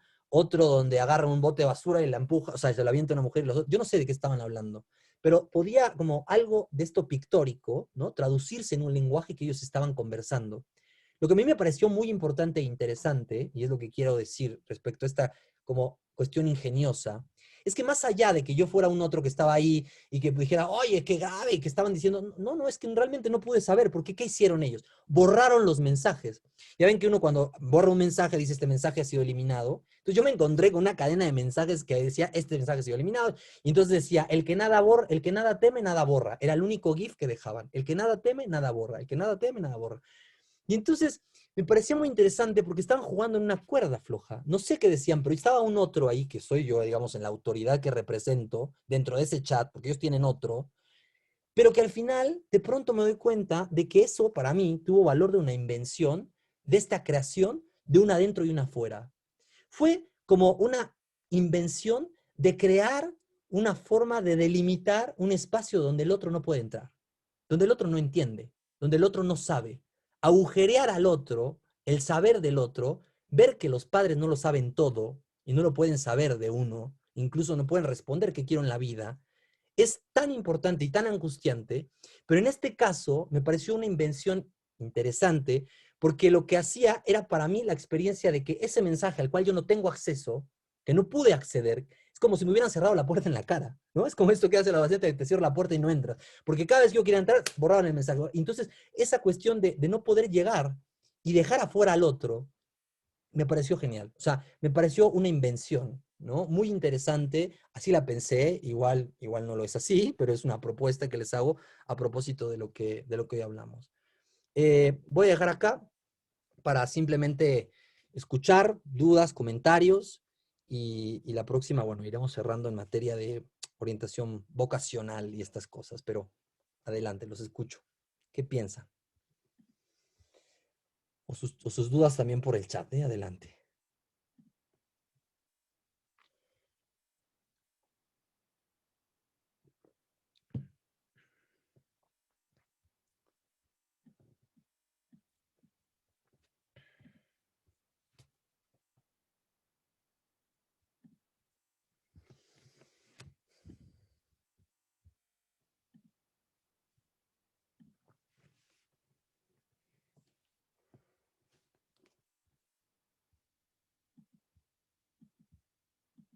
O cuéntenme cómo están. ¿Cómo les va?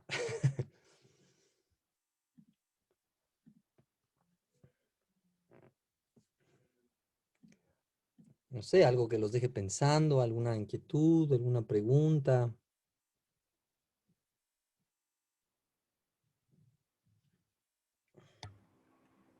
Pues a mí la verdad me encanta escucharte porque es una forma de entender un poquito, creo que nuestra realidad.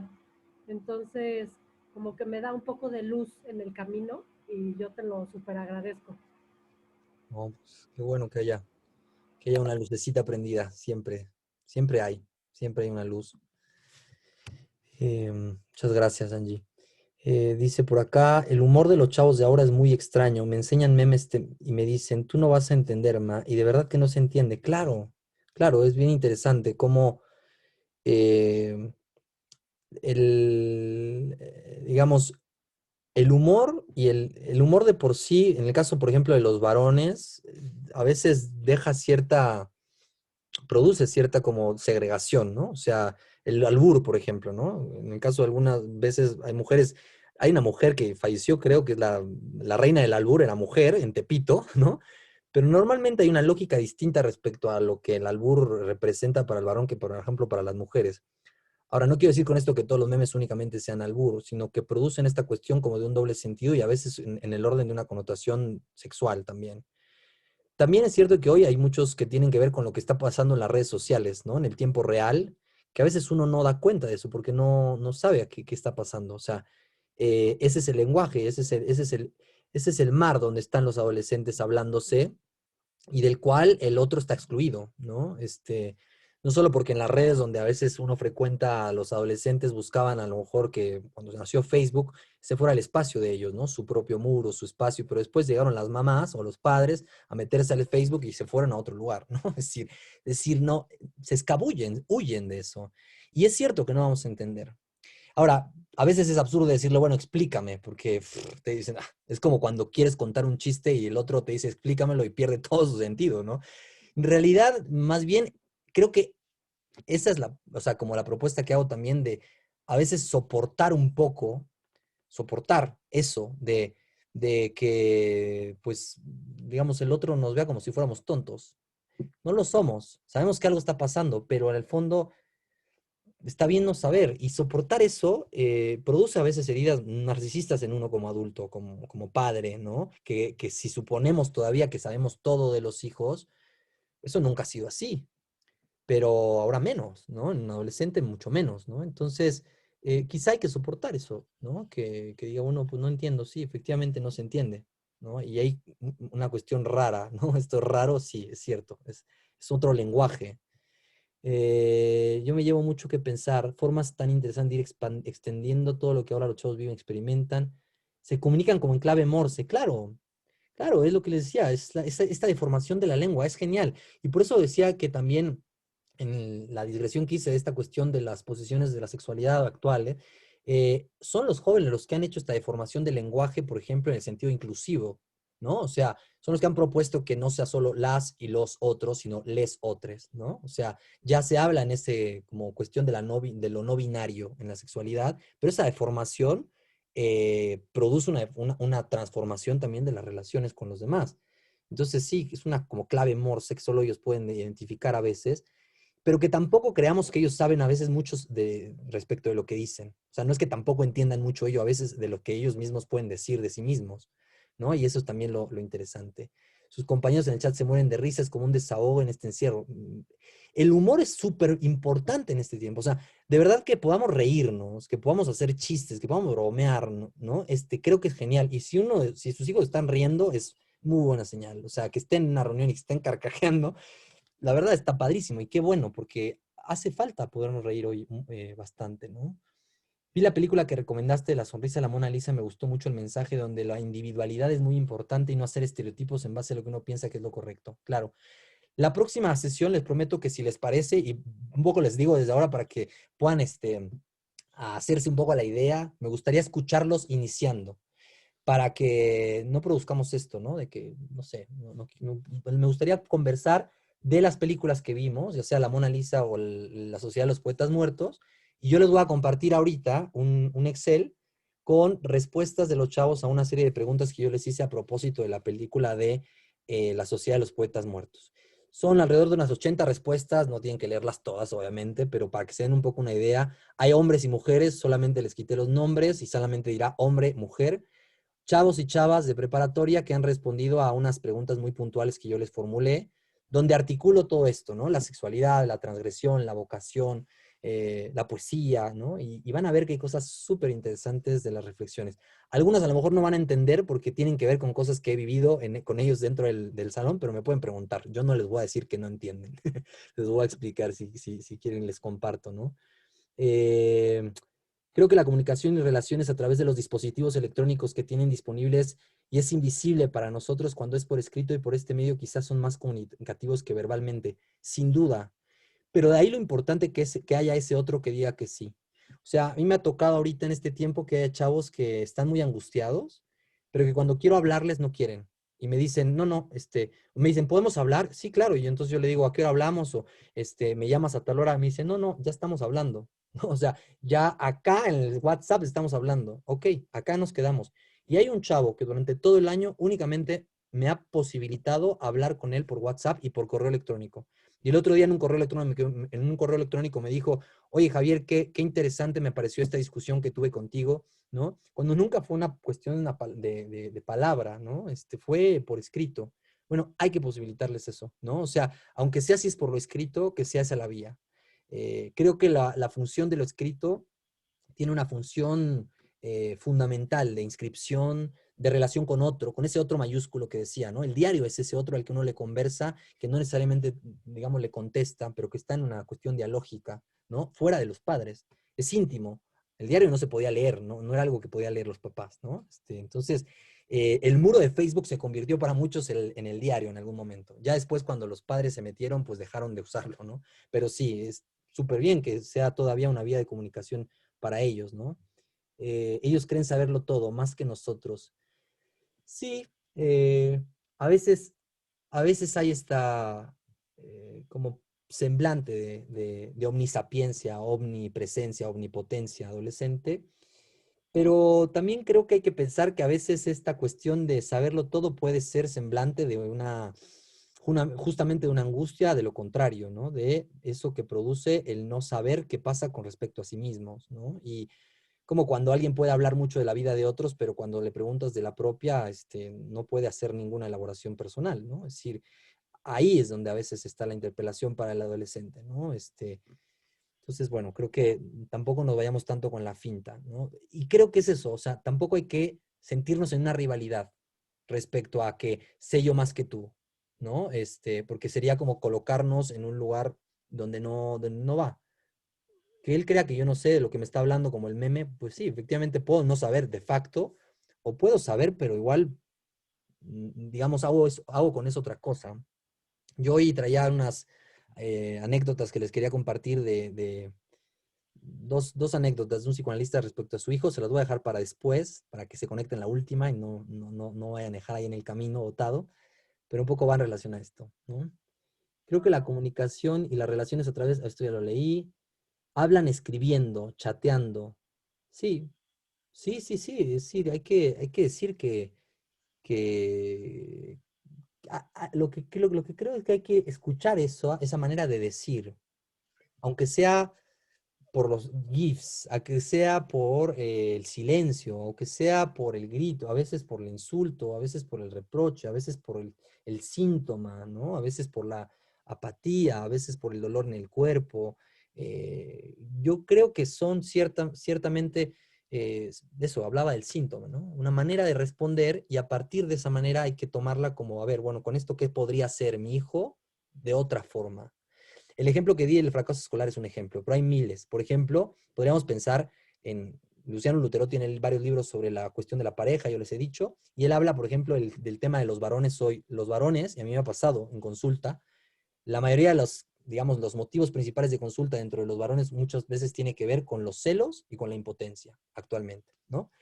Y en el caso de los celos, él habla justamente de eso, decir, va a ver, el celoso no es que sus síntomas son los celos, pero no es que con los celos él vaya a dejar de ser celoso algún día necesariamente, sino que atravesar el síntoma es posibilitarle que se dé cuenta de que los celos pueden acabar por destruir cualquier tipo de relación, lo pueden destruir en su relación con el otro. Entonces, que él pueda poner como cierto dique, un límite a esas fantasías o esa cuestión del miedo de perder al otro, que es una forma de celos, de una causalidad, digamos, de los celos escondida, es como poder saber que seguirá siendo celoso, pero que eso lo puede destruir y que si le pone un límite a eso, entonces, bueno, puede entonces relacionarse y dar cuenta y advertirse de sus miedos de perder al otro, ¿no? Que no es lo mismo que acusar al otro de que lo quiere dejar, ¿no? Es decir, es otra cosa. Por eso creo que el síntoma a veces cuando aparece en los adolescentes o en los niños y se le quiere acallar con un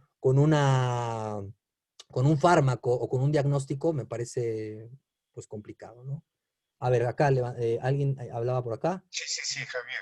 Venga, adelante, por favor. Está un número ahí, pero soy Sí, Luis. Luis, dime Luis. Sí, oye, la verdad es que cada vez que tengo oportunidad de escucharte, vuelvo a reconocer que el lenguaje de los psicoanalistas es sumamente interesante y provocador. Eh, es como una mirada un poco más profunda de la que normalmente nosotros tenemos, que no somos estudiosos de la psicología humana como ustedes. Eh, y por eso me parece muy interesante todo lo que tú presentas. Es un poco intentar comprendernos a nosotros mismos a través de la búsqueda de la comprensión del otro, de los hijos, ¿no? Que en el fondo yo creo que también tiene esa función muy interesante, la manera en que nos presentan las cosas. Mi impresión en general cuando leo, escucho y veo lo que escribes es que genera temor o miedo quizá el saber que no es tan fácil la relación con los jóvenes y que son bastante menos como uno es de lo que, o que quizá uno fue de esa misma manera con los padres. Total, yo creo que es verdaderamente necesario admitir esa otredad, ¿no? Esa otra manera de ser que tenemos que respetarla y ya, ¿no? A mí me parecía interesantísimo que tú decías, los jóvenes solamente por chat escriben, y la verdad es que aquí nadie ha hablado, y todo el mundo chatea aquí y solamente se comunica a través de la escritura. Es sumamente interesante. Quizá nosotros también estamos contaminados de esa manera por esta evolución social y cultural que hemos vivido, ¿no? Que estamos viviendo, ¿no? Yo, de nuevo, te agradezco en tus presentaciones y me quedo con ganas de leer más de tus autores, ¿no? O leer de tus autores, no más, simplemente no los he leído. Leer de tus autores para aprender un poco más y comprender un poco mejor, ¿no? Y quizá lo último que yo también mencioné la sesión pasada, ¿dónde repetir las grabaciones que tú estás haciendo de este curso, ¿no? ¿Cómo acceder a esas grabaciones? Repetir pues un poco esa petición. No sé si a ti o a quién hay que hacérsela. Sí. Gracias. No, gracias, gracias. No, sin duda creo que lo que señalas es algo muy interesante respecto a esto de la escritura. Ahora hablar del Zoom y hablar de este encuentro con ustedes, por ejemplo, en la posibilidad de quien da acceso a la imagen, por ejemplo, ver la imagen, ¿no? Verles ustedes, a mí me da mucho gusto, a mí me gusta poderles ver, ¿no? De ahí que yo les pida abrir cámara, pero no lo quiero pedir porque si lo pido siento que los coloco en un lugar como a los alumnos de decir, abran su cámara, ¿no? Porque no es un imperativo, pero creo que es muy interesante y muy importante el que en estos espacios podamos posibilitar eso, ¿no? Y tampoco desdeño y creo que es muy valioso el que puedan escribir, aunque sea así, ¿no? Aunque sea decir, hoy me pasó a mí algo muy particular, hoy tuve una jornada muy compleja y tuve una capacitación ahí horrible de 4 a 7, o sea, en donde justamente me pasó y en algún momento dije, es que acá está lo que está pasando también con ellos, ¿no? Que por ejemplo fue yo no estaba escuchando realmente lo que estaba en la capacitación ocurriendo, ¿no? Yo estaba pensando en ustedes, estaba pensando en la conferencia, estaba viendo mi correo, estaba viendo mi celular, me paré al baño, dejé hablando sola a la mujer que estaba dándonos el curso, y había unos muy entusiasmados, ¿no? Profesores muy entusiasmados, yo la verdad no lo estaba. Y, y creo que dije, bueno, es que esto pues, lo estoy haciendo porque me lo están pidiendo, pero en realidad no lo hago porque me cause a mí algo. Y creo que a los adolescentes eso les pasa, no porque yo me ponga en lugar de un adolescente, sino que creo que nos puede pasar a cualquiera, que si uno se conecta eventualmente a algo que igual no lo convoca, pues se desconecta, o ni siquiera se conecta, ¿no? Es decir, simplemente no le conmueve, no le mueve, ¿no? Entonces, ¿por qué pensaríamos que para los adolescentes, si de por sí ciertas materias podrían ser aburridas porque no les gusta, porque no les interesa eso, no podríamos pensar que hoy sería doblemente incómodo y difícil sostenerlo en este dispositivo, ¿no? O sea, yo estando acá, escuchaba a mi bebé llorar y decía, ay, quiero salir a ver qué le está pasando. Y no sé, decir, te mueven mil cosas. Entonces, digo, no justifico y hay que decir, insistir, que el chavo estudie y bueno, hay que buscar. Pero yo creo que también si o sea, uno sabe ver también esa cosa, esto que estamos hablando desde otro lugar, eh, iría a lo que decías al principio también, ¿no? De pensar el lugar desde donde uno como padre está posicionado con respecto a cada hijo, a propósito de su propia experiencia como adolescente en relación a sus propios padres también. Y, y de eso solo se puede testimoniar a partir de una forma de relación que se tenga con cada hijo, ¿no? A menos de que uno lo haga pasar por un dispositivo terapéutico y se ponga a preguntarse al respecto, ¿no? Pero si no, a veces simplemente no cree que sabe ser padre, pero en realidad nadie sabe ser padre, ¿no? O sea, nadie sabe eso. Una escuela para padres no los forma como padres, ¿no? Digo, la decepción acompaña lo que estoy diciendo, ¿no? A ver, acá hay muchos comentarios, me encanta. A ver, yo creo que sí están preocupados por el tema de las acusaciones. Ah, y bueno, perdón, nada más, las grabaciones. Las grabaciones, por supuesto, yo ya les compartí algunos, los que me dejaron su correo, igual ahorita les dejo mi correo, me lo piden, se los puedo mandar. Yo estoy haciendo un ejercicio de transcripción de las conferencias porque quiero escribir algunas cosas que he escrito y igualmente publicar.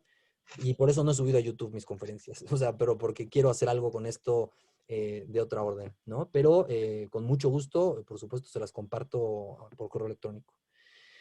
Yo creo que sí están preocupados por el tema de las acusaciones infundadas. Si ya es difícil con esta situación acercarse a las niñas que los acusan sin sentido, es difícil.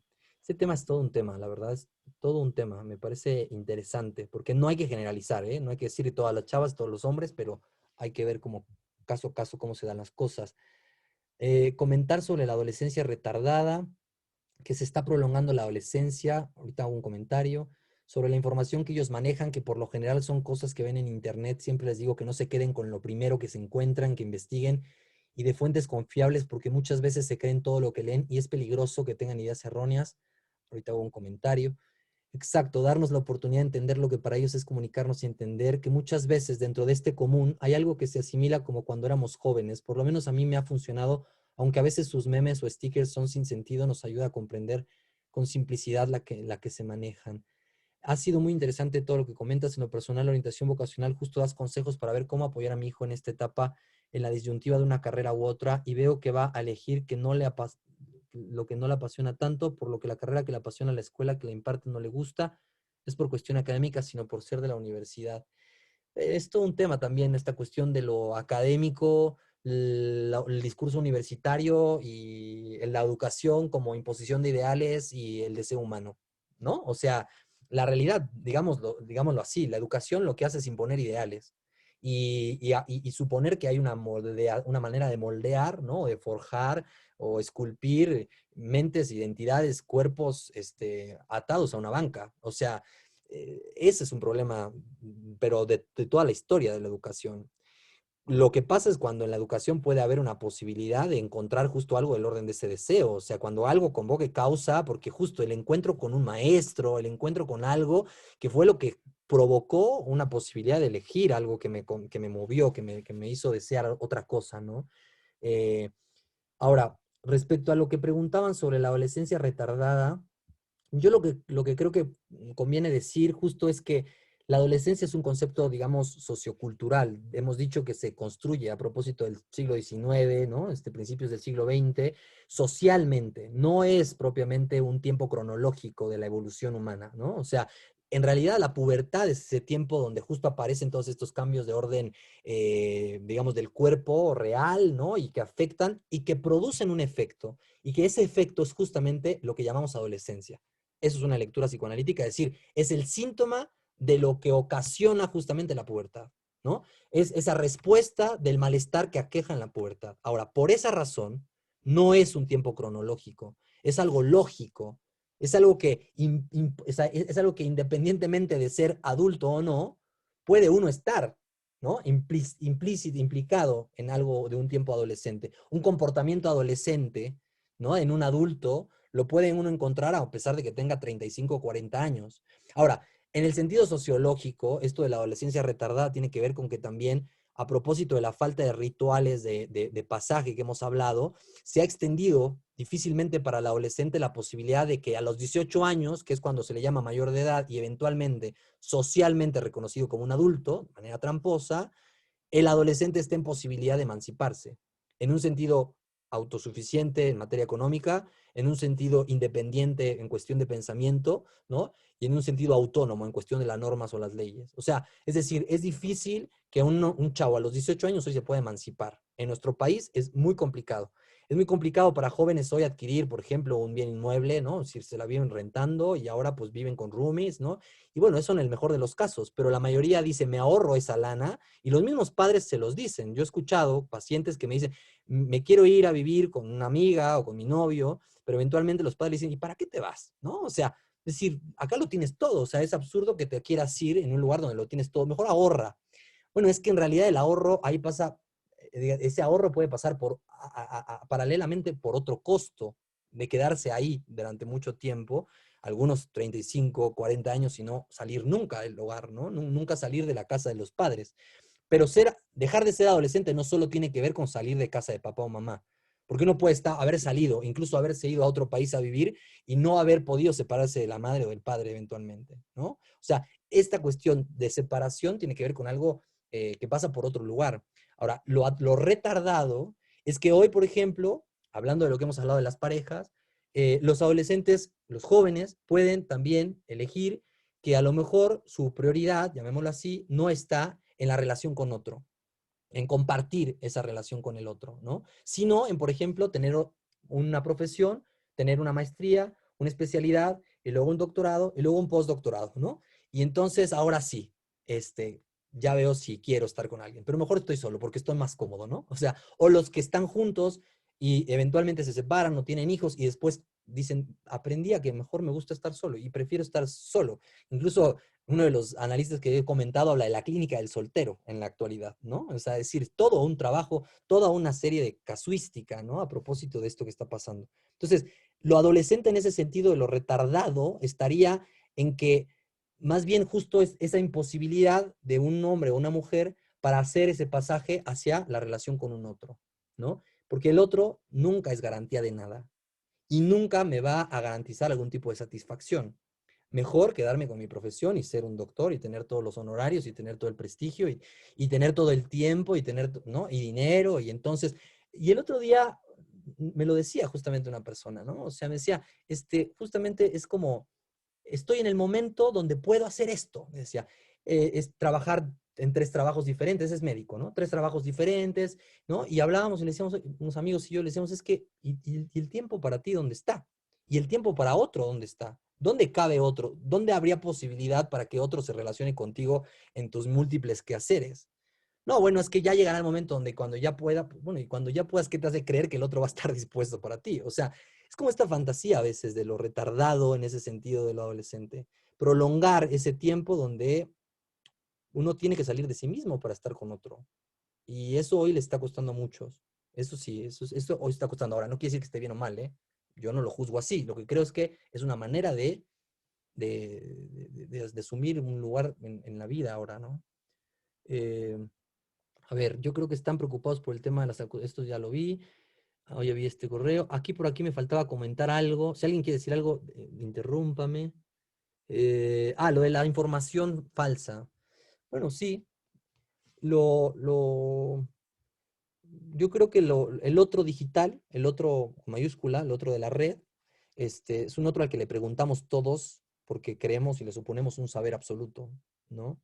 Y yo creo que lo peligroso acá, digamos, en ese sentido, lo peligroso, me gusta lo peligroso, pero lo que hay que tener como un poco de conciencia es que en ciertos adolescentes, si la estructura psicológica, digamos, es endeble, los efectos de esto, que son como esto que llaman hoy las cámaras de eco del Internet, ¿no? Las burbujas, en donde uno puede hacer una búsqueda del Internet y háganla ustedes, o sea, ustedes más que nada, lo podemos saber los adultos igual, uno busca una cosa y a partir de ese momento nos empiezan a llegar, abramos lo que abramos, infinidad de cosas relacionadas con eso supuesto, eso que supone el algoritmo que sabe respecto de nuestro deseo. Pero siempre se equivoca, afortunadamente, ¿no? Es decir, nunca le atina. Si yo compro libros a diestra y siniestra, y entonces y me sugieren 20,000 libros que no son los que quiero leer. Y qué bueno que no le atinen, ¿no? Pero la cuestión es que esa cámara de eco también en los adolescentes resulta en algunos casos riesgoso. ¿Por qué? Porque si yo busco algo en relación al suicidio no solo me pueden aparecer artículos relacionados con qué es el suicidio, sino también me pueden aparecer justo burbujas, de alguna manera, de esa cámara de eco que resuena mi propio mensaje de forma invertida. Y es decir, otros que supongan que estoy pensando en suicidarme. Y entonces hay grupos de suicidio, de anoréxicas, de bulímicos, ¿no? O sea, entonces, si hay una estructura endeble en un adolescente, ahí me inscribo, ¿no? En un grupo de Facebook, en un grupo un blog donde pueda yo como estar hablando de mi miseria y ahí conmiserarme y con otros que supuestamente saben de lo que me pasa. Es ahí donde está como lo peligroso, pero lo que yo creo que hay que decir es que no depende de la red, afortunadamente, sino depende del sujeto. O sea, hay una posibilidad de elegir en eso, ¿no? Y el adolescente, la hija o el hijo que cada uno tenga, habría que cuestionarse si esa estructura justo le permite poder discernir y diferenciar entre eso. Porque no es lo mismo hacer un copy-paste para una tarea y saber, suponer que eso que uno leyó está bien, o las teorías conspiratorias de la pandemia que hoy se discute tanto en casa a veces con algunos adultos, a la cuestión de inscribirse en un grupo al que pertenecer de este estilo, ¿no? De suicidas o gente que se quiera cortar o yo qué sé, otras cosas, ¿no? Esto creo que es importante también diferenciarlo. Muy bien, muy bien. Ok. Creo que ya no hay más preguntas. No sé, alguna duda, algo adicional. Podemos parar aquí.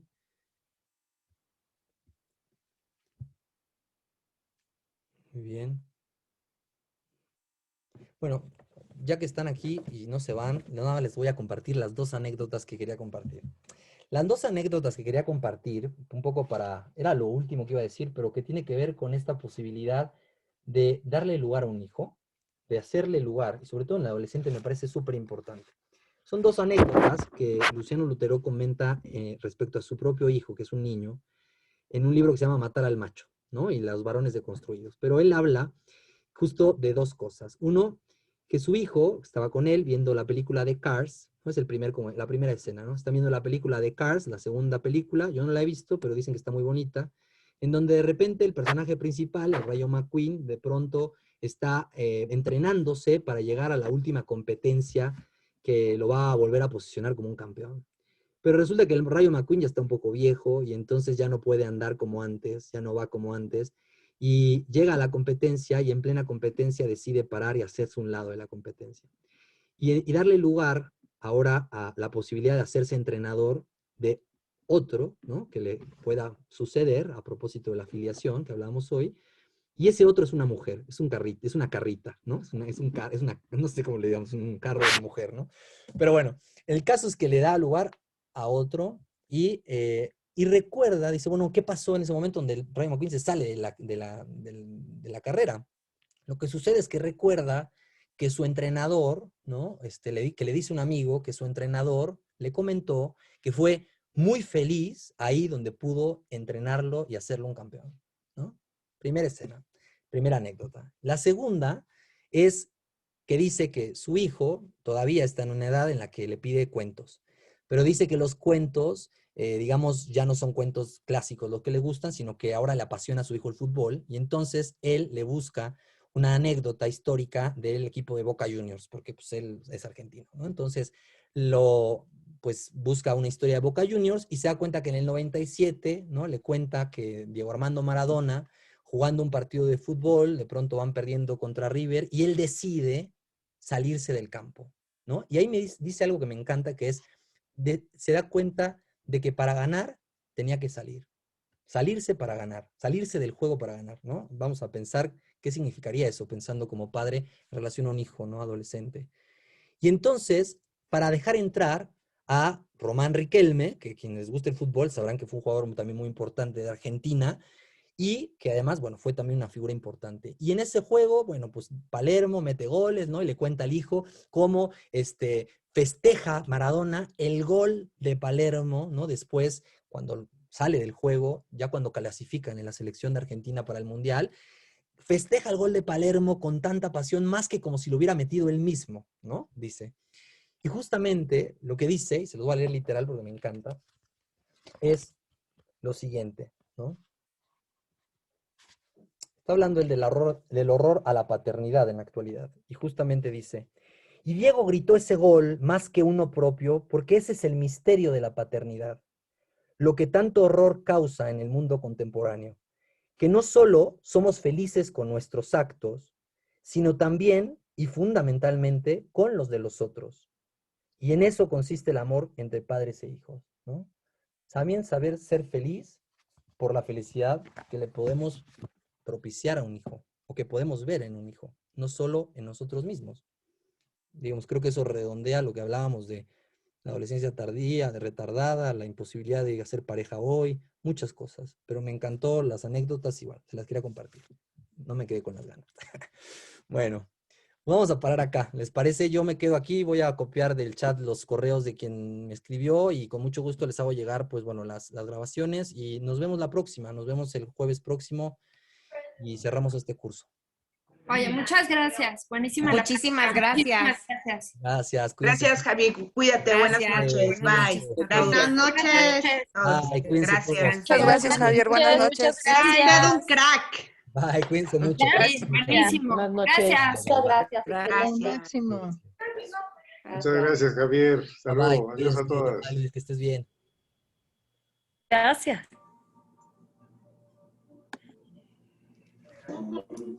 Muchas gracias.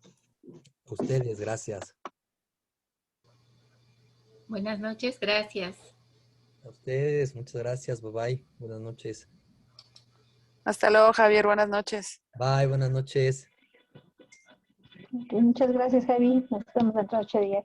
Bye, sí, nos vemos pronto. Javier, ¿tú estás dando clases en la prepa UP o en secundaria? En la prepa. Pero nada más de varones, ¿verdad? Sí, sí, pues ya ven que en la de mujeres no hay, Sí, ahí sí, qué burra. no hay Sí, sí. chance. No hay chance. Ya no me tocó con mi hijo contigo, pero bueno, muchísimas gracias. Igualmente, gracias a Hasta ustedes. luego, chao, bye.